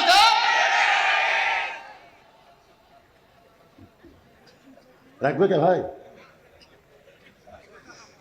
100 বছর না, 1400 বছর আগে ইয়াজিদ দুনিয়া থেকে বিদায় হয়েছে, এখনো গোটা বাংলাদেশে ইয়াজিদ নামের কোনো মানুষ পাওয়া যায় না। ধরে কোন কথা ঠিক কিনা? আমার মনে হয় হাসিনার অবস্থাও তাই।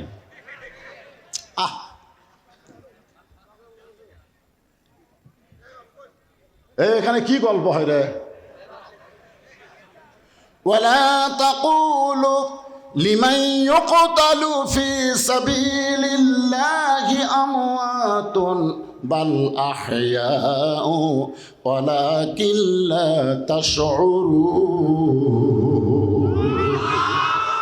রে ইমানদারেরা শোনো, আল্লাহ রাস্তায় যাদেরকে ফাঁসি দেওয়া হয়, আল্লাহ রাস্তায় যাদেরকে হত্যা করা হয়, তোমরা তাদেরকে মৃত্যু বলো না, আমি আল্লাহ বলতেছি তারা জীবিত। তাসদিক বিল জিনান, যখন আপনার অর্জিত হবে তখন দুনিয়ার কোনো বাতিলকে আপনি ভয় করবেন না, একমাত্র ভয় করবেন কাকে? আরো জোরে। কলিজার মধ্যে ইমানের জায়গা দেওয়া। 3 নম্বর হলো আমল বিল আরকান।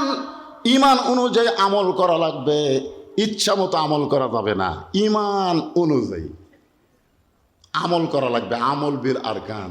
আরকান বোঝেন আপনারা? আল্লাহর কোরআন, নবীর হাদিস। মা তাকুমুর রাসূলু ফাখুযুহু ওয়া মা নাহাকুম আনহু ফান্তাহু। খুব খেয়াল করবেন, আমল অনুযায়ী যদি, ইমান অনুযায়ী যদি আমল করতে চাই তাহলে সূরা আসরের 2 নম্বর পয়েন্ট কি? ওয়া আমিলুস, জোরে কন, ওয়া আমিলুস সালিহা। কোন আমল? কোন আমল? নিয়ামতপুরে আমি একটা দেখছি, এক গাছে তেনা বান্দা, ওই গাছের নাম বলে তেনা পীর। নাই? ও যে বটতলার ওই সাইডে দেখলাম তেনা বান্দা। আপনারা বলেন তো, যে গাছের ডালে তেনা বান্দা, এটা কি আমল? কথা কয় না রে, কথা কয় না, কথা কয় না। ওয়া আমিলুস সালিহাত, নেক আমল যদি আপনি করতে চান, আল্লাহ কোরআনে বললেন আল্লাযী খলাকাল মাউতা ওয়াল হায়াতা লিয়াবলুয়াকুম আইয়ুকুম আহসানু আমালা। ঈমানকে রক্ষা করতে গেলে যত আমল আমাদের আছে তার মধ্যে 1 নম্বর নেক আমলের নাম হলো নামাজ। ঈমানকে রক্ষা করতে গেলে যত আমল আছে তার মধ্যে 1 নম্বরের নাম কি? সবাই জবান খুলে বলেন, নাম কি? লা সালাতা লা ঈমানা, যার নামাজ নাই তার কোনো ঈমান নাই। আল্লাযীনা ইম্মাক্কান্নাহুম ফিল আরদ, কোরআন দিয়ে যখন রাষ্ট্র চলবে, একটা ভালো মানুষকে যখন আল্লাহ ক্ষমতা দেবে, ওই ক্ষমতার চেয়ারে বসার সাথে সাথেই তার 1 নম্বর দায়িত্ব হলো আকামুস সালাত, নামাজ কায়েম করা। ফ্যাসিস্ট সরকার 560টা মসজিদ বানা দিছে, নাম হলো মডেল মসজিদ। আমাকে এক নেতা বলেছিল গত বছর, হুজুর খালি প্রধানমন্ত্রীর বিরুদ্ধে ওয়াজ করেন, খালি উস্কানি দিয়ে ওয়াজ করেন, আমাদের প্রধানমন্ত্রী এতগুলো মসজিদ বানিয়ে দিল, এই কথা কি আপনি বলবার পারেন না? আমি বললাম, প্রধানমন্ত্রী 560টা না, 5 লক্ষ মসজিদ বানায়া কোনো লাভ নাই, যতক্ষণ পর্যন্ত মসজিদের ভিতরে নামাজের আইন পাস না করবে। জোরে কোন কথা ঠিক? মানুষ দূর রাস্তা দিয়ে যায়, আজান দিচ্ছে মসজিদে, ওই কয় এটা খুবই সুন্দর মসজিদ ভাই, এর নাম মডেল মসজিদ রে। হাইসিন একটা ভালো কামই করছে রে, শালা গল্প করে কিন্তু মসজিদও ঢোকে না। আপনারা বলেন, সুন্দর সুন্দর মসজিদ দেখার জন্য আল্লাহ আমাকে দিছে। আমার এলাকার কিছু ছেলে হাইস মাইক্রো ভাড়া করে 201 গম্বুজ মসজিদ দেখবার কাছে, ওটা হলো টাঙ্গাইলের গোপালপুরে। আমাকে এসে বলতে যে হুজুর গোপালপুরের 201 গম্বুজ, 201 গম্বুজ মসজিদ দেখছেন? আমি বললাম, তোমার কাছে হাই হাই হুজুর, মসজিদের ছাদের উপর যায় আমরা গম্বুজ গুনলাম হুজুর 201টা। আমি বললাম, গেছিলা কখন? বলি গেছি 11টার সময়। ফিরলা কখন? 3টার সময়। এই দেখেন হুজুর ছবি তুলে নিয়েছে। আরে পাগলা, ছবি পরে 11টার সময় গেলে, 3টার সময় আসলে, এর মধ্যে জোহরের নামাজ।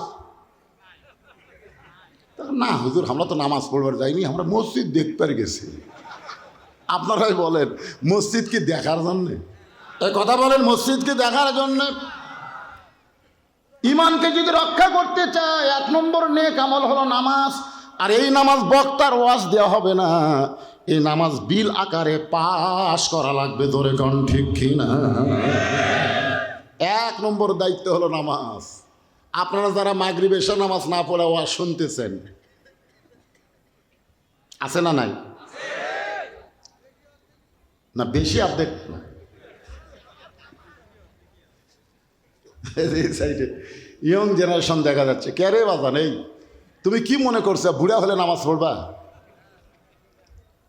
আল্লাহ রাসূল বলেছেন, লা সালাতা লা দীনা, যার নামাজ নাই তার কোনো ধর্ম নাই।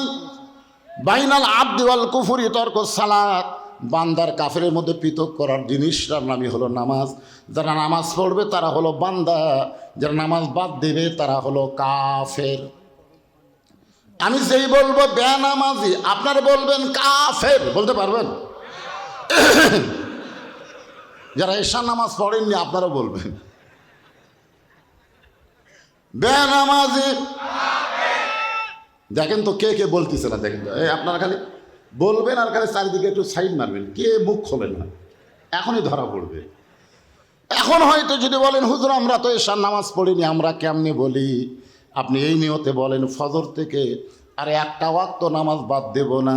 আল্লাহ বলে বান্দারে, যেই মাত্র ফজর থেকে নামাজ পড়ার চিন্তা করলি, যত নামাজ না পড়ার পাপ হয়েছে আমি রহমান রহিম সঙ্গে সঙ্গে মাফ করে দিলাম। আপনারা বলেন তো নামাজ কি হকুল্লাহ না হকুল ইবাদ? না হক বোঝেন না আপনারা। একটা হলো হকুল্লাহ আর একটা হলো হকুল ইবাদ। হকুল ইবাদ এইটা বান্দার হক, এইটা আল্লাহ মাফ করবে না যতক্ষণ বান্দা মাফ না করবে। যেই রকম শেখ হাসিনা এই যে হাজার হাজার মানুষকে হত্যা করেছে, আহত করেছে, গুম করেছে, খুন করেছে, বিনা ভোটে রাষ্ট্র ক্ষমতা দখল করেছে, এইটা বাংলার জনগণ না মাফ করা পর্যন্ত শেখ হাসিনা জান্নাত তো দূরের কথা, জাহান্নামের মধ্যেও তাকে ধাক্কায় নিয়ে যাওয়া হবে। ধরে কোন কথা ভেবে না। ভোট হচ্ছে বান্দার হক। তুমি 1,00,000-100টা ভোট দিলা কোন আক্কেলে? তোমার বাপ কয়টা? তুমি এক বাপের জন্ম হয়ে 10টা ভোট কেন দিলা? কে রে মাইকের ইকো আছে নাকি রে? এই কি এত বাড়ি খাই? এই ইকো বন্ধ করে দে। আমি বুড়া মানুষেরা অত ঢং ঢাঙ্গা লাগে না। আপনারা বলেন তো, এক ভোট একজনের, তুই একজন হয়ে 2 ভোট কেমনি দেওয়া? তুমি 10 ভোট কেমনে দাও? তোর বাপ কয়টা? নামাজ হচ্ছে হকুল্লাহ।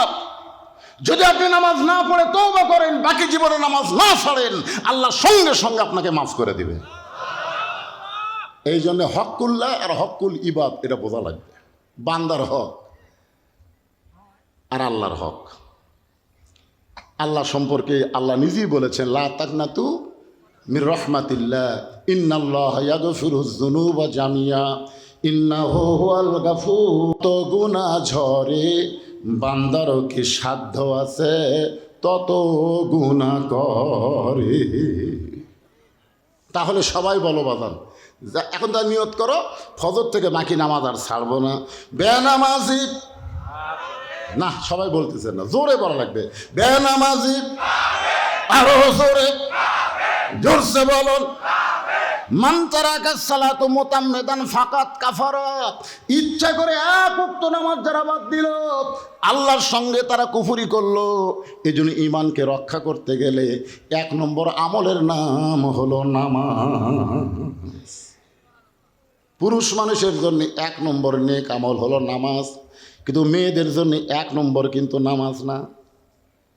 এ মায়েরা, মায়েরা রে হাই, চারিদিকে এরা বসে গেছে রে।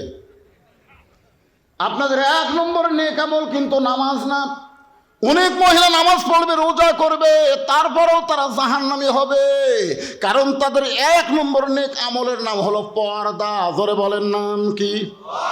পর্দা যদি না থাকে তাহলে মেয়েদের একটা ইবাদত কবুল হবে না। আমার মা বোনদের জন্য বলবো, মা আপনাদের 1 নম্বর নেক আমল হলো পর্দা। আজকে বাংলাদেশে নারীদের কি নাই? জোরে কোন? বোরকা আছে, পর্দা নাই। আপনারা বলুন হুজুর, বোরকা আছে পর্দা নাই, তার মানে কি? ও ডিজাইন। আমার ভাই বলতেছে, বলে ডিজাইন। আমার মায়েরা মনোযোগ দিয়ে শুনবেন।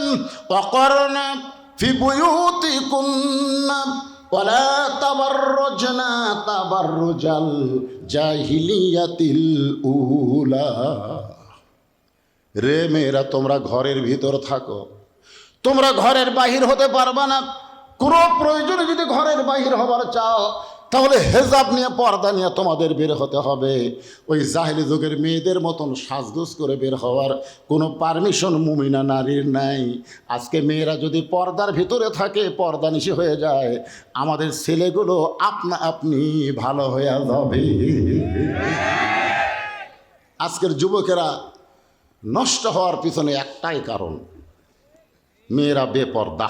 যখন মেয়েরা কি, এই যে ছেলেরা অলি গলি ঘুরতেছে, আমার শরীর খারাপ, ডাক্তার কাছে, হুজুর দেশি মুরগির ডিম পেলে সকালবেলা সিদ্ধ করে খাবেন। আমি ফজরের নামাজ পড়ে হাঁটতে হাঁটতে পাড়ার পশ্চিম পাড়ায় গেছি, দেশি মুরগির ডিম খুঁজবেন। তা যা দেখি কিছু ছেলে ঘুরতেছে, আমাকে দেখে বলে, হুজুর আপনি কী জন্য ঘুরতেছেন, আলেম মানুষ সকালবেলা? আমি বললাম, বাজান দেশি মুরগির ডিম খুঁজতেছি, তোমাকে খবর কি? আমরাও ঘুরতেছি হুজুর, আমরাও ঘুরতেছি। তোমরা কি ডিম খোঁজো? কয় না হুজুর, আমরা ডিম খুঁজি না, এ পাড়াত মাল আছে। জোরে কোন কি আছে? মাল আছে। কয়েকটা বেপর্দা নারী, কয়েকটা বেপর্দা মেয়ে, ওরা আজকে মাল হয়ে গেছে, আর আমাকে যুবকেরা টাইল হয়ে গেছে। জোরে কোন কি হয়ে গেছে? টাইল হয়ে সকালবেলা ঘুরতেছে। আমার মায়েদেরকে বলবো, মা, মেয়েদের আমল সম্পর্কে আল্লাহ রাসূল বলেছেন, রে মেয়েরা, তোমরা 4টা আমল করলে 8টা জান্নাত আল্লাহ তোমাদেরকে দিয়ে দিবে। 1 নম্বর আমল হচ্ছে তোমরা নামাজ পড়বে, রোজা করবে, স্বামীর কথা মতো চলবে, আর সতীত্বের হেফাজত, পর্দা করবা। ফাতেমা বললেন, বাবা এই 4টা আমলের মধ্যে সবচাইতে গুরুত্বপূর্ণ আমল কোনটা? আল্লাহর নবী বললেন, ফাতেমা এই 4টা আমলের মধ্যে সবচাইতে গুরুত্বপূর্ণ আমল হলো পর্দা। কারণ নামাজ 24 ঘন্টার মধ্যে সব সময় পড়া লাগবে না। 5 বার নামাজ পড়লেই নামাজের হক আদায় হয়ে যাবে। রমজান মাসে রোজা করলে রোজার হক আদায় হবে। স্বামী যখন কাছে থাকবে, স্বামীর কথা মতো চলবে, স্বামীর খেদমত করবা। কিন্তু ফাতেমা, এই পর্দাটা সব সময় তোমাকে আদায় করা লাগবে। 24 ঘন্টায় মেয়েদেরকে পর্দার ভিতরে থাকা লাগবে। জোরে বলেন ঠিক কি না? ও ফাতেমা, এই পর্দাটা অত্যন্ত গুরুত্বপূর্ণ। মা, নবীর সামনে ফাতেমা মাথায় ওড়না দিয়ে বললেন, বাবা আজ থেকে আমি পর্দা নিশি হয়ে গেলাম। কতগুলো মেয়ে মানুষ, বুঝলেন? আমার মায়েরা যখন আছে, ওদের জন্য কিছু ওয়াজ করা লাগবে, ঠিক না? কারণ বাংলাদেশের সব বক্তারা মেয়েদের ওয়াজ করে না। আইসা করে হ্যাঁ কয়ে মেয়েরা যে বসে আছে, আমি আজকে কী জন্য বুঝলাম, এই দিক দিয়ে অনেক ঘুরে আসা লাগবে, তা আমাকে মেয়েদের মধ্যে দিয়ে নিয়ে আসলো। তা আমি তো ঘোমটা দেওয়ার মতন নিচের দিকে তাকে চলে আসলাম। তারপরও 3-4 জন মেয়ে মানুষ আমাকে সালাম দিছে, আমি উত্তর দেইনি। মেয়ে মানুষেরা সালাম দিলে উত্তর দেওয়া যাবে কিনা সেটাও বলবো, অসুবিধা নেই। কতগুলো মেয়ে মানুষ নবীর মেয়ে ফাতেমাকে পর্দা সম্পর্কে জানার জন্যে বাড়ির দিকে রওনা দিলেন। খুব খেয়াল করবেন, কতগুলো মেয়ে মানুষ ফাতেমার বাড়ির দিকে যাচ্ছেন। কারণ ফাতেমার সম্পর্কে আপনারা প্রতি জুমার সানি খুতবায় শোনেন। ইমাম সাহেব কিন্তু আপনাদের বলেন, সাইদাতুন নিসায়ে আহলিল জান্নাহ ফাতেমাতুজ। শোনেন না? আপনারা শোনেন না? আপনারা কি কোনোদিন ইমাম সাহেবকে বলছেন, হুজুর এই যে আপনি আরবি করলেন সাইদাতুন নিসায়ে আহলিল জান্নাহ ফাতেমাতুজ জহুরা, এই জহুরা মানে কি হুজুর? কোনোদিন কি আপনার ইমামকে কষান? কননি। মানে আপনারা আরবি শোনেন, বুঝবারই পারেন না হুজুর কি করল। একটু মনোযোগ দিয়ে শুনবেন। আজকে যদি আমাদের বাড়ির মেয়েরা ভালো হয়ে যায়, ওই মেয়েদের পেট থেকে আগামীতে যে সন্তান আসবে, এই সন্তানগুলো সব ইসলামী আন্দোলনের কর্মী হয়ে যাবে। কারণ মা যদি ভালো হয়, পেটের বাচ্চা আল্লাহর ওলি হয়। আমাকে এগুলো তো সব ঘাড় কাটে, কি মনে করতেছেন? ভবিষ্যৎ আমরা ভালো সন্তান চাই কি চাই না? যখন চাই কি চাই না? এই জন্য একটু মনোযোগ দিয়ে শুনবেন। কতগুলো মেয়ে মানুষ দরজায় দাঁড়িয়ে আছে, ফাতেমার সঙ্গে দেখা করে পর্দা সম্পর্কে জানবে, কিন্তু বাড়ির দরজা বন্ধ।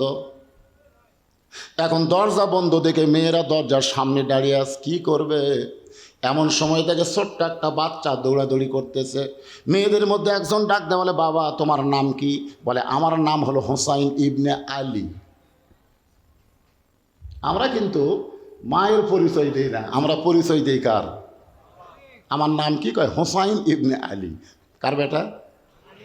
আমি যখন 91 সালে বিয়ে করে বাড়িতে আসলাম, আমার মা আমাকে বললো, কে বাদান বিয়ে কিভাবে হলো?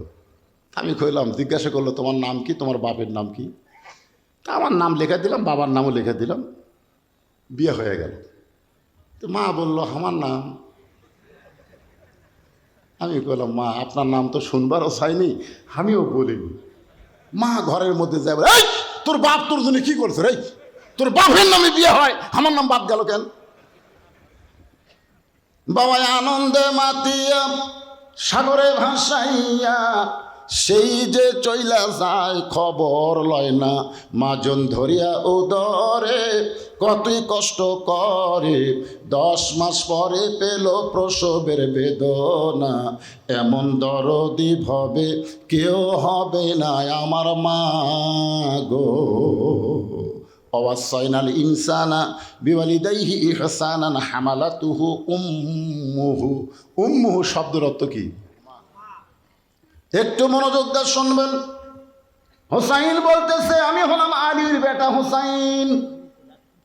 মেয়েরা বুঝতে পারলো যার বাবার নাম আলী তার মায়ের নাম কি? এলাকার বলা লাগবে নাকি? যার বাবার নাম আলী তার মায়ের নাম কি? বলে বাবা আমরা তোমার মায়ের সঙ্গে একটু দেখা করবার চাই। হোসেন বলতেছে আপনাদের কোনো টেনশন নাই, আমি যাচ্ছি মায়ের কাছে। যেই বলছে তোমার মায়ের সঙ্গে একটু দেখা করবার চাই, তুমি তোমার মায়ের কাছে গিয়ে আমাদের জন্য একটু দরজা খোলার ব্যবস্থা করো। হোসেন এ কথা বলতেছে আপনাদের কোনো টেনশন নাই, আমি যাচ্ছি। এই যাচ্ছি বলে মা কিন্তু সাধারণ কোনো ঘরে না, ফাতেমা থাকতো অন্দরমহলে। মেয়েদের জন্য একটা মহল থাকবে, যে মহলের নাম হলো অন্দরমহল। জোরে বলেন কি মহল? যেই মহলে পাইকারি হারে পরপুরুষ ঢুকতে পারবে না। ইমাম গাজ্জালি বললেন অন্দরমহল মানে কবর। ছাত্ররা বলে হুজুর অন্দরমহল মানে কবর, বুঝাই দেন। বললেন একটা মেয়ে মানুষ মারা গেলে মেয়ের লাশ ধরে যারা কবরে নামাবার পারবে না তারা অন্দরমহলে ঢুকতে পারবে না। আপনারা বলেন তো কোনো মেয়ে মানুষ মারা গেলে কারা কারা মেয়ের লাশ ধরে কবরে নামাবার পারে? কোন? আচ্ছা শালি যদি মরে আর দুলা ভাই যদি লাশ ধরবার চাই, আপনার ধরবার দিবেন? দিবেন? মৌলবি লাগবে ওটি, সমস্ত লোক বলবে হারাম। শালির লাশ স্পর্শ করা দুলা ভাইয়ের জন্য হারাম। দুলা ভাই সাইডে যা মুচকি মুচকি হাসে। একজন বলে হাসো কেন? বলে এই শালি 500 টাকা নেওয়ার জন্যে আমার হাত এত দূরে চাপা ধরছিল হুজুর, আমি টাকা না দেওয়া পর্যন্ত হাত ছাড়েনি। কতদিন শালিক ধরলাম, শালি আমাকে ধরলো, আর আজকে মরা গেল আর হারাম হলো। তখন সাইড থেকে একজন বলতেছে বাংলাদেশে মরলি হারাম, মরে গেলে হারাম আর বাঁচতে হালাল। কথা কর না কেন? মরলে হারাম, বাঁচতে হালাল। যেটা মরে গেলে হারাম সেটা বাঁচতে কোনোদিন হালাল হতে পারে? ইমামের নাম হলো ফজল ইবনে আব্বাস। নাম কি? হ্যাঁ খেয়াল করবেন। আমাদের ইমাম হলো আবু হানিফা রহমতুল্লাহ আলাই। আছে না নাই? ইমাম আজম আবু হানিফা রহমতুল্লাহ আলাই। আর বাংলাদেশের কোরআনের পাখি হলো আল্লামা সাইদি রহমতুল্লাহ আলাই। এগুলোর জীবনের সাথে কিন্তু মোটামুটি একটা মিল আছে। আবু হানিফা রহমতুল্লাহ আলাইকে সবচেয়ে বড় বিচারকের পদ দিবার চাইছিল, কিন্তু উনি সেই পদটা নেননি, যার কারণে তাকে জেলখানায় বন্দি করলো। আর মামুনুল হক কয়েকদিন আগে যশোরের ওয়াজ করতে গিয়ে বলল আল্লামা সাইদি হুজুরের সাথে জেলখানায় আমার দেখা হয়েছিল, তিনি কি কারণে জেলখানায়, তার বয়ান শোনার পরে আবু হানিফার কথা বারবার আমার মনে হয়ে যায়। কোরআনের পাখিকে লোভনীয় বহু প্রস্তাব দেওয়া হয়েছিল, কিন্তু তিনি ইসলামকে বিক্রি করে নাই, ইমানকে বিক্রি করে নাই, যার কারণে ফ্যাসিস্ট সরকার বিনা অপরাধে তাকে 13 বছর জেলখানায় বন্দি রাখছে। ধরে কোন কথা দেখি আমরা প্রত্যেকটা বক্তা ওনার অনুসারী, ওনার জন্য দোয়া করি। প্রত্যেকটা মাহফিল আল্লাহ কোরআনের ফাঁকিকে তুমি হেফাজত করো, তুমি সুস্থতা দান করো। জেলখানার মধ্যে উনি খুব ভালো হচ্ছে। ভারতের খবর নিল এত বছর জেলখানার থাকে, মরে না কেন?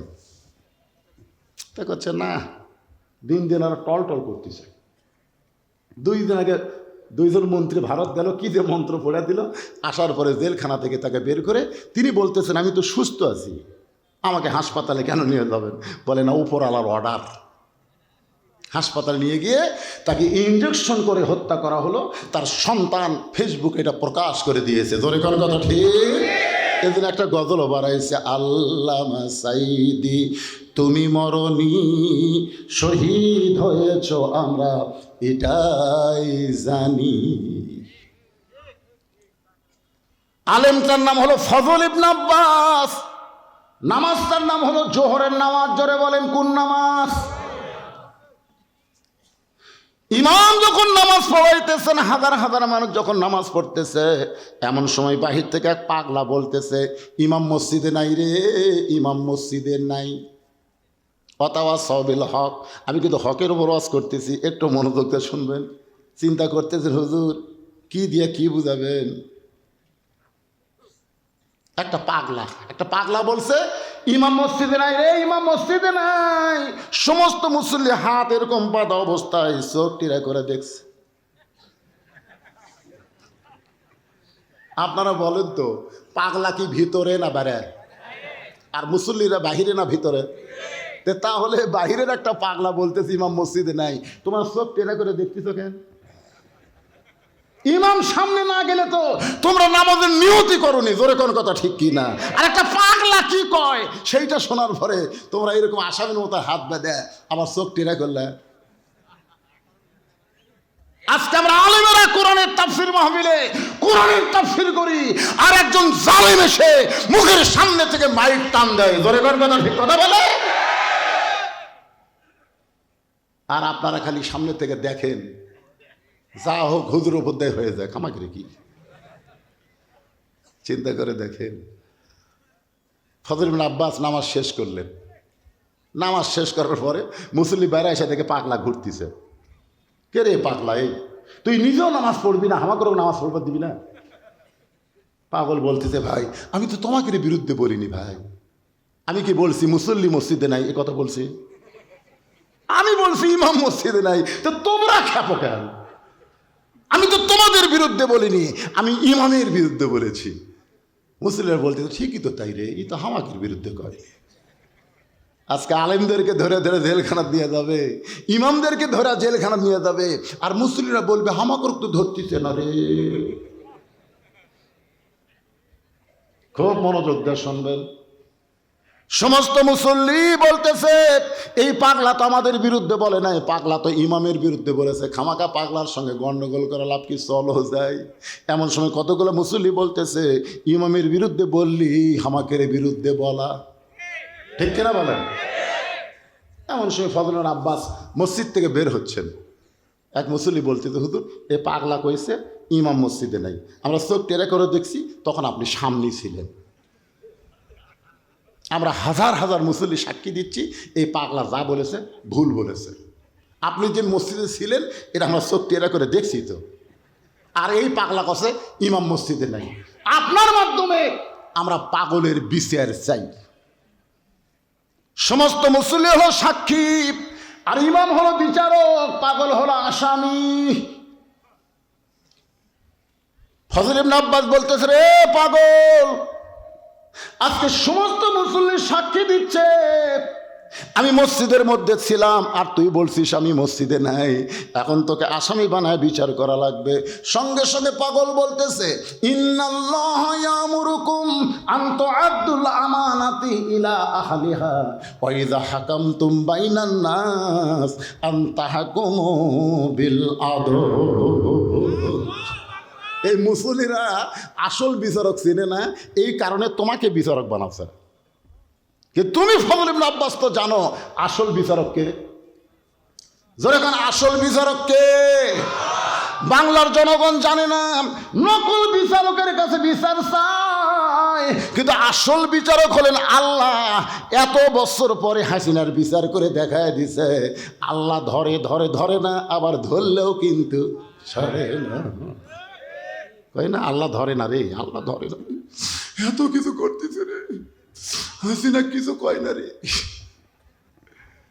মুসা আলাইহিস সালাম বলে আল্লাহ ফেরাউনকে তোমার কলেমার দাওয়াত দিবার এলাম, আর ফেরাউন যে হারে আমাকে ধাবলায়, আল্লাহ আমি আর কত দৌড়াবো। আল্লাহকে জাগা মতো যা পাগলা, জাগা মতো যা, ধরা হবি যা। দৌড়াইতে দৌড়াইতে সামনে হলো সাগর। ফেরাউনকে আর দৌড়াবো না, তিন দিকে আমরা লাঠি সোটা নিয়ে দাঁড়ায় আছি, এখন পলাবি কোন দিক দিয়ে? মুসা কয় আল্লাহ আর তো আমার যাওয়ার জায়গা নাই, এখন তো আর দৌড়ানোরও জায়গা নাই। আল্লাহ বলতেছে বাড়ি মার, 12 বার লাঠির বাড়ি মারছে, 12 লাইন রাস্তা হয়ে গেছে। ফেরাউন কয় ধর, আল্লাহ কয় ফেরাউন এতক্ষণ ভালোই দৌড়ালি, এখন রাস্তা পেয়ে তুইও যাবো, যা। যেই গেছে ভাই পানি আগের মতো হয়ে গেছে, দৌড়াবো না। হাসিনার অবস্থাও তাই, খালি আলেমদেরকে ধাবলাই, জোরে কর কথা কন না কেন? একটু মনোযোগ দিয়ে শুনবেন। পাগল বলতেছে ওরা বিচারক চিনে না বলে তোমার কাছে বিচার চাইছে, কিন্তু তুমি একজন আলেম, তুমি তো জানো আসল বিচারককে। বিচার করতে হবে আল্লাহর আইন দিয়ে, মানুষের তৈরি আইন দিয়ে বিচার করলে চলবে না। সঙ্গে সঙ্গে ফজল ইবনে আব্বাস আল্লাহর দিকে খেয়াল করে বলতেছে, রে মুসল্লিরা, পাগল যা বলেছে ঠিক বলেছে, পাগল যা বলেছে ঠিক বলেছে। সমস্ত মুসল্লি বলতেছে পাগল কেমনে ঠিক? চোখ টেরা করে দেখলাম আপনি আমাদের সামনে ছিলেন, আর পাগল বলতেছে ইমাম মসজিদে নাই, পাগল কেমনে ঠিক? এই বিচার আমরা আপনার কাছে আবার চাই।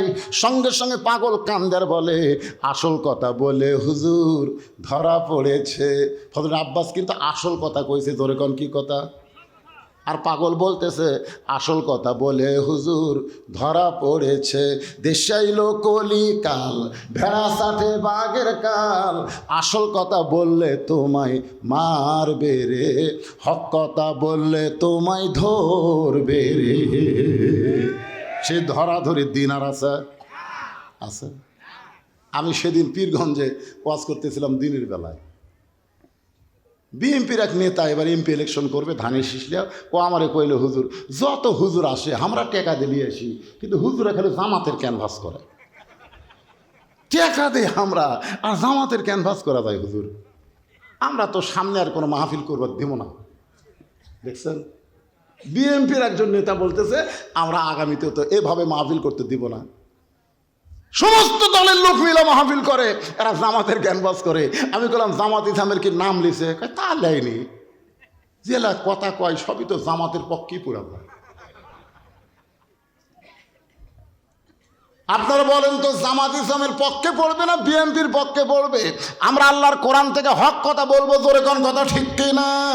কথা সাওবিল হক, মনোযোগ দিয়ে শুনবেন।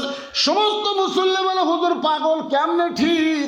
সঙ্গে সঙ্গে ফজল আব্বাস বলতেছে পাগল যখন বলেছি ইমাম মসজিদে নাই, জোহরের নামাজ হলো 4 রাকাত, জোরে কোন কয় রাকাত?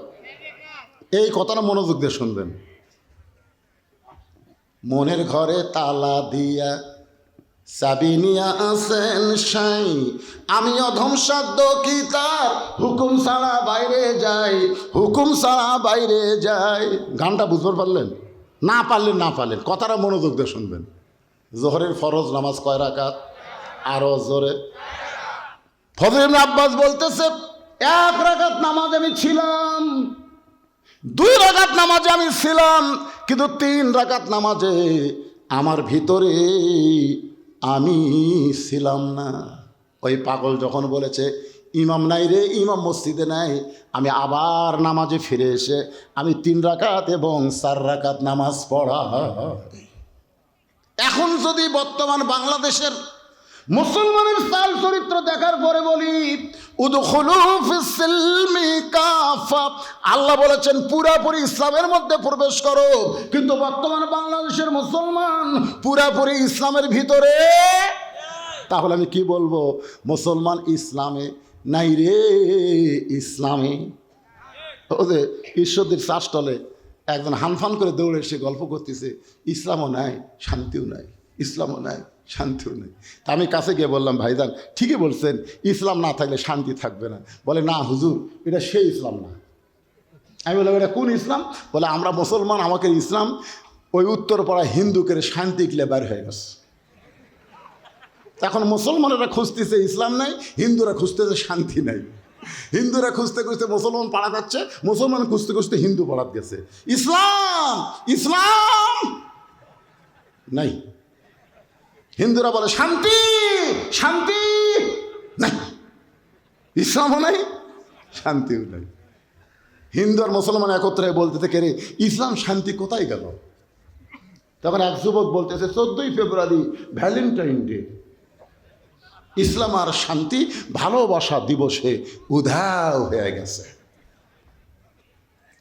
এখন যদি বলি বাংলাদেশে ইসলাম আছে কিন্তু মুসলমান নাই, খুব খেয়াল করবেন, পুরাপুরি যদি ইসলামের মধ্যে না ঢোকেন তাহলে মুসলমান কেমনে হবেন? আল্লাহ হক কথা বলেছেন, ইয়া আইয়ুহাল্লাযীনা আমানুত্তাকুল্লাহা হাক্কা তুকাতিহি ওয়া লা তামুতুন্না ইল্লা ওয়া আনতুম মুসলিমুন।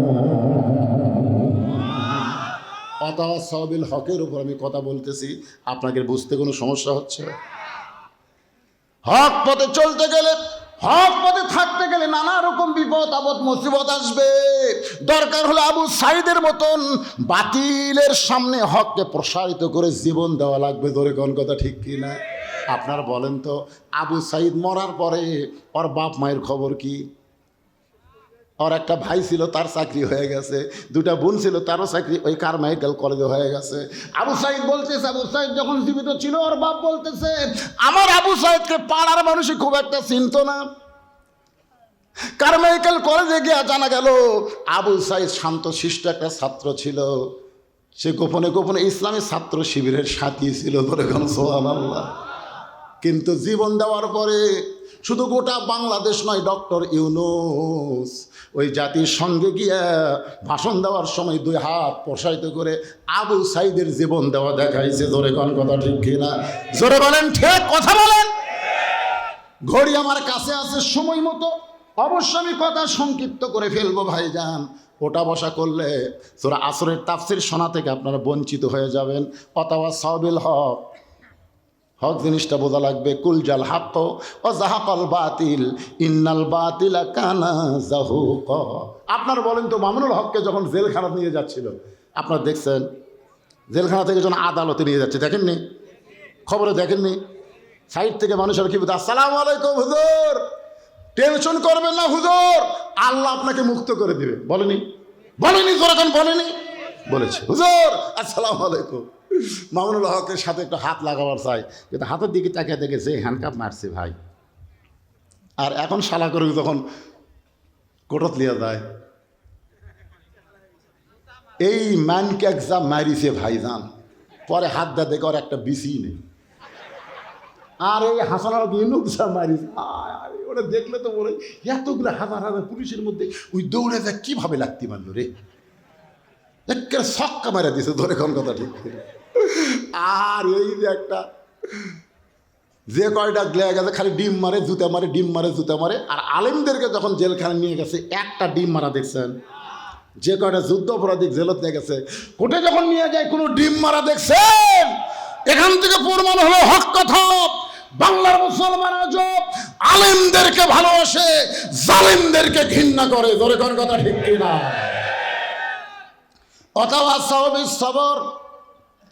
সূরা আসরের 4 নম্বর বিষয় হলো ধৈর্য ধারণের শিক্ষা দেওয়া লাগবে। বিপদ আপদ মুসিবত যখন আসবে, আল্লাহ কোরআনে বলেছেন, ওয়ালা নাবলুওয়ান্নাকুম বিশাইইম মিনাল খাউফি ওয়াল জুই ওয়া নাকসিম মিনাল আমওয়ালি ওয়াল আনফুসি ওয়াস সামারাতি ওয়া বাশশিরিস সাবিরিন। কি মোনাজাত করে দেবো? কেউ যে ওঠা বসা করে কেন? আচ্ছা, যে মেয়ের কোনোদিন বাচ্চা হয়নি, বিয়ার পরে প্রথম বাচ্চা হবে, ওই বাচ্চা হওয়ার খবর জানে? ও হয়তো খালি ধান্দা করছে আমার পায়ের তলে সন্তানের জান্নাত, মা হলে আমার পায়ের তলে সন্তানের জান্নাত। কে মা হওয়ার ঠেলা জানিস? প্রসব বেদনা যখন শুরু হয়ে গেছে, মেয়েটা মা হবে কিন্তু প্রসব বেদনার খবর তো জানে না। কলিজা থেকে যখন একে টান ধরেছে, এত ব্যথা, ব্যথার চোটে বাহিরে এসে চিল্লাইতেছে, বিষ খাবো, গলার দড়ি দিব, মরে যাব, বিষ খাবো, গলার দড়ি দিব, মরে যাব। এই কথা যখন বারবার বলতেছে, দাদি নাই দৌড়ে এসে ধাক্কায় ধাক্কায় ঘরের মধ্যে তোলে, ওঠ ওঠ, ঘরের মধ্যে তুলে বালিশে শোয়ে দিয়ে বলে, পাতাওয়া সব সবর, ধৈর্য ধর, কারণ মা হবার চাস, মা হওয়া এত সহজ না। মায়ের পায়ের তলে সন্তানের জান্নাত, জোরে গান ঠিক কিনা? ধৈর্য ধর, চিল্লা চিল্লি করিস না। কেন জীবন দিবি, কেন বিষ খাবি? তুই যে মা হবি, মা হতে গেলে একটু কষ্ট স্বীকার করাই লাগবে। বারবার বুঝানোর পরে ধৈর্য ধারণ করেছে। এদিকে ধাত্রী সন্তান টানতেছে, ও তো জীবন যায় যায় অবস্থা, দাঁতের উপর দাঁত দিয়ে ই করতেছে, আর পানির মধ্যে কাপড় চুবড়ায় কপালে দিয়ে বলে, একটু ধৈর্য ধর, একটু ধৈর্য ধর, এই কষ্টটা সবর কর। এক সময় বাচ্চা প্যা প্যা বলে কান্দে, কঠিন প্রসব বেদনায় মা বেহুশ হয়ে যায়।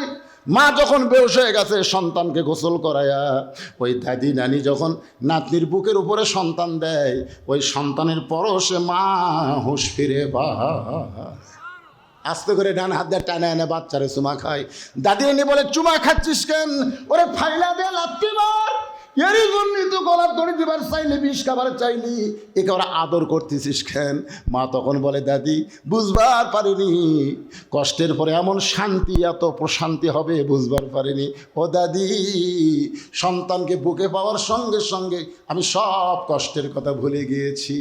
এত নির্যাতন, এত জেল জুলুম, এত কিছুর পরে, গুম হত্যার পরে, ফাঁসির পরে, ইসলামী আন্দোলনের জীবনে প্রসব বেদনার চাইতে বেশি কষ্ট কর্মীরা পায়। ধরে কোন কথা ঠিক কিনা?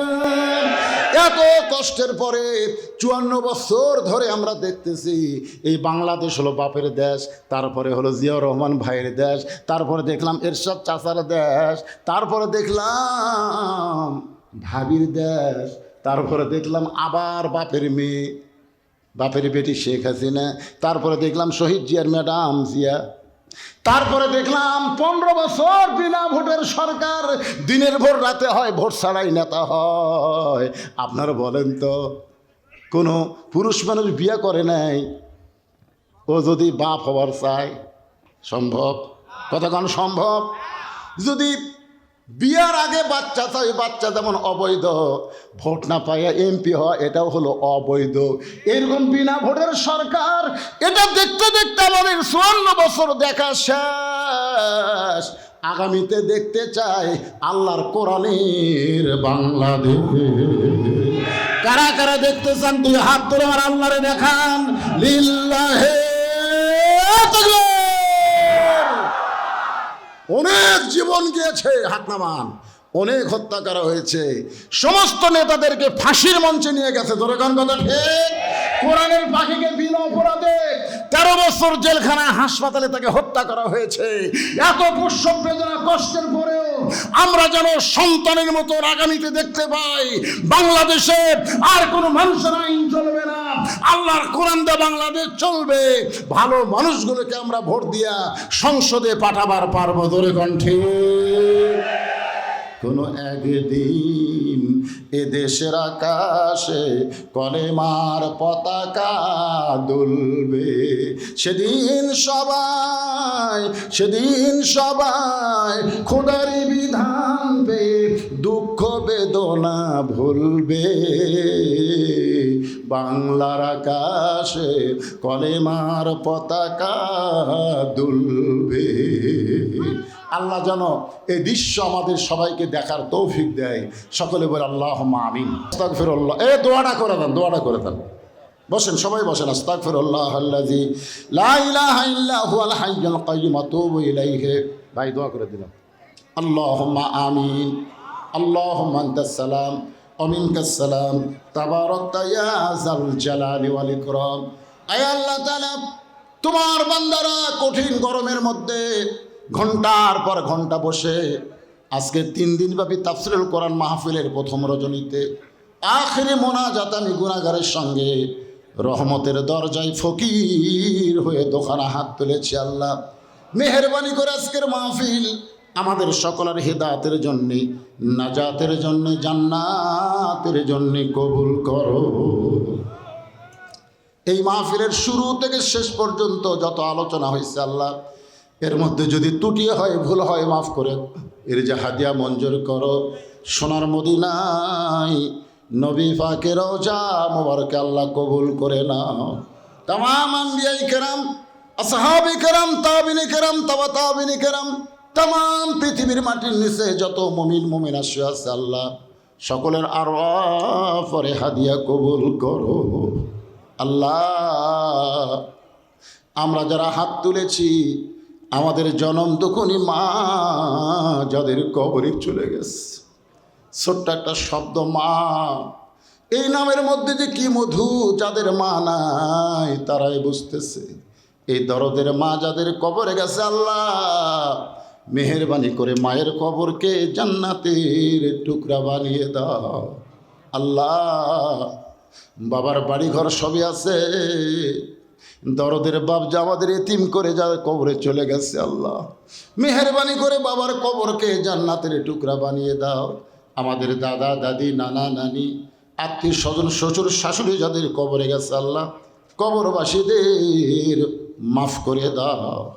আল্লাহ কষ্ট করে মেহনত করে হাজার হাজার টাকা খরচ করে, হাজার হাজার না লক্ষ লক্ষ টাকা খরচ করে আজকে 3 দিনব্যাপী তাফসীরুল কোরআন মাহফিলের আয়োজন যারা করেছে আল্লাহ, এই আয়োজক কমিটিকে তুমি জান্নাতি মানুষ হিসেবে কবুল করে নাও। আল্লাহ আল্লাহ মাহফিল করতে গিয়া অনেকে টাকা দিয়েছে, পয়সা দিয়েছে, দিবে, আল্লাহ শ্রম দিয়েছে, কষ্ট করেছে আল্লাহ, এই কষ্টগুলো টাকা পয়সা দান করাগুলোকে জান্নাতের বিনিময় হিসেবে কবুল করে নাও। আল্লাহ আল্লাহ ছাত্রা তাফসীর কমিটিকে আল্লাহ তুমি কবুল করো। আয় আল্লাহ আজকের মাহফিলের সম্মানিত সভাপতিকে আল্লাহ তুমি কবুল করো। আল্লাহ আজকের মাহফিলের আয়োজক কমিটিকে তুমি কবুল করো। আল্লাহ আল্লাহ যে বাসায় আমি ছিলাম, আমাকে মামা বলে ডাকে আমার ভাগিনা, দোয়া চেয়েছে, ব্যবসা বাণিজ্য করে হালাল পথে উপার্জন করার তৌফিক দাও, ব্যবসা বাণিজ্যের মধ্যে বরকত দিয়ে দাও। আল্লাহ আমার ভাগিনা সহ তার বাবা মা আপনজন সবাইকে আল্লাহ রহমত বরকতে কবুল করো। আল্লাহ তার সন্তান লেখাপড়া করার আশ্রয়ীতে আল্লাহ তুমি রহমত নাজিল করো। আয় আল্লাহ তাআলা গোটা বিশ্বের মুসলমানকে হেফাজত করো, বিশেষ করে ফিলিস্তিনের মুসলমানের জন্য দোয়া করি। আল্লাহ আল্লাহ কাবা ঘর ধ্বংস করতে এসেছিল আব্রাহা, তুমি আবাবিল পাখি দিয়া কাবা ঘর হেফাজত করেছ। আজকে তোমার ঘর ফিলিস্তিনের বাইতুল মুকাদ্দাসকে রক্ষা করতে গিয়া তোমার বান্দাবান্দিরা, শিশু বাচ্চারা পর্যন্ত জীবন দেয়। আল্লাহ পৃথিবীর মানচিত্র থেকে ইসরায়েলকে তুমি মুছে দাও। আল্লাহ সব পারে, ইহুদিরা হলো মুসলমানের সবচাইতে বড় শত্রু।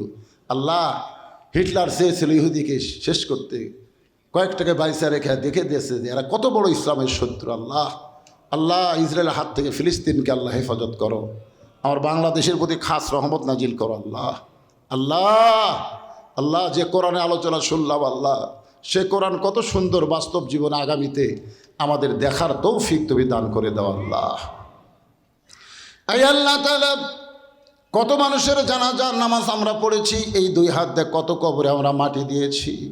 একদিন আমরা সবাই মরে যাব, যেদিন আমাদের মরণ হবে ইমানের সাথে, ইজ্জতের সাথে মুসলমান হয়ে মৃত্যুর সময় আমাদের জবানে তুমি ঈমানকে নসিব করে দিও। আমার মা বন্ধুর জন্য দোয়া করে আল্লাহ পর্দানিশি কবুল করে ফাতেমার চরিত্র দিও।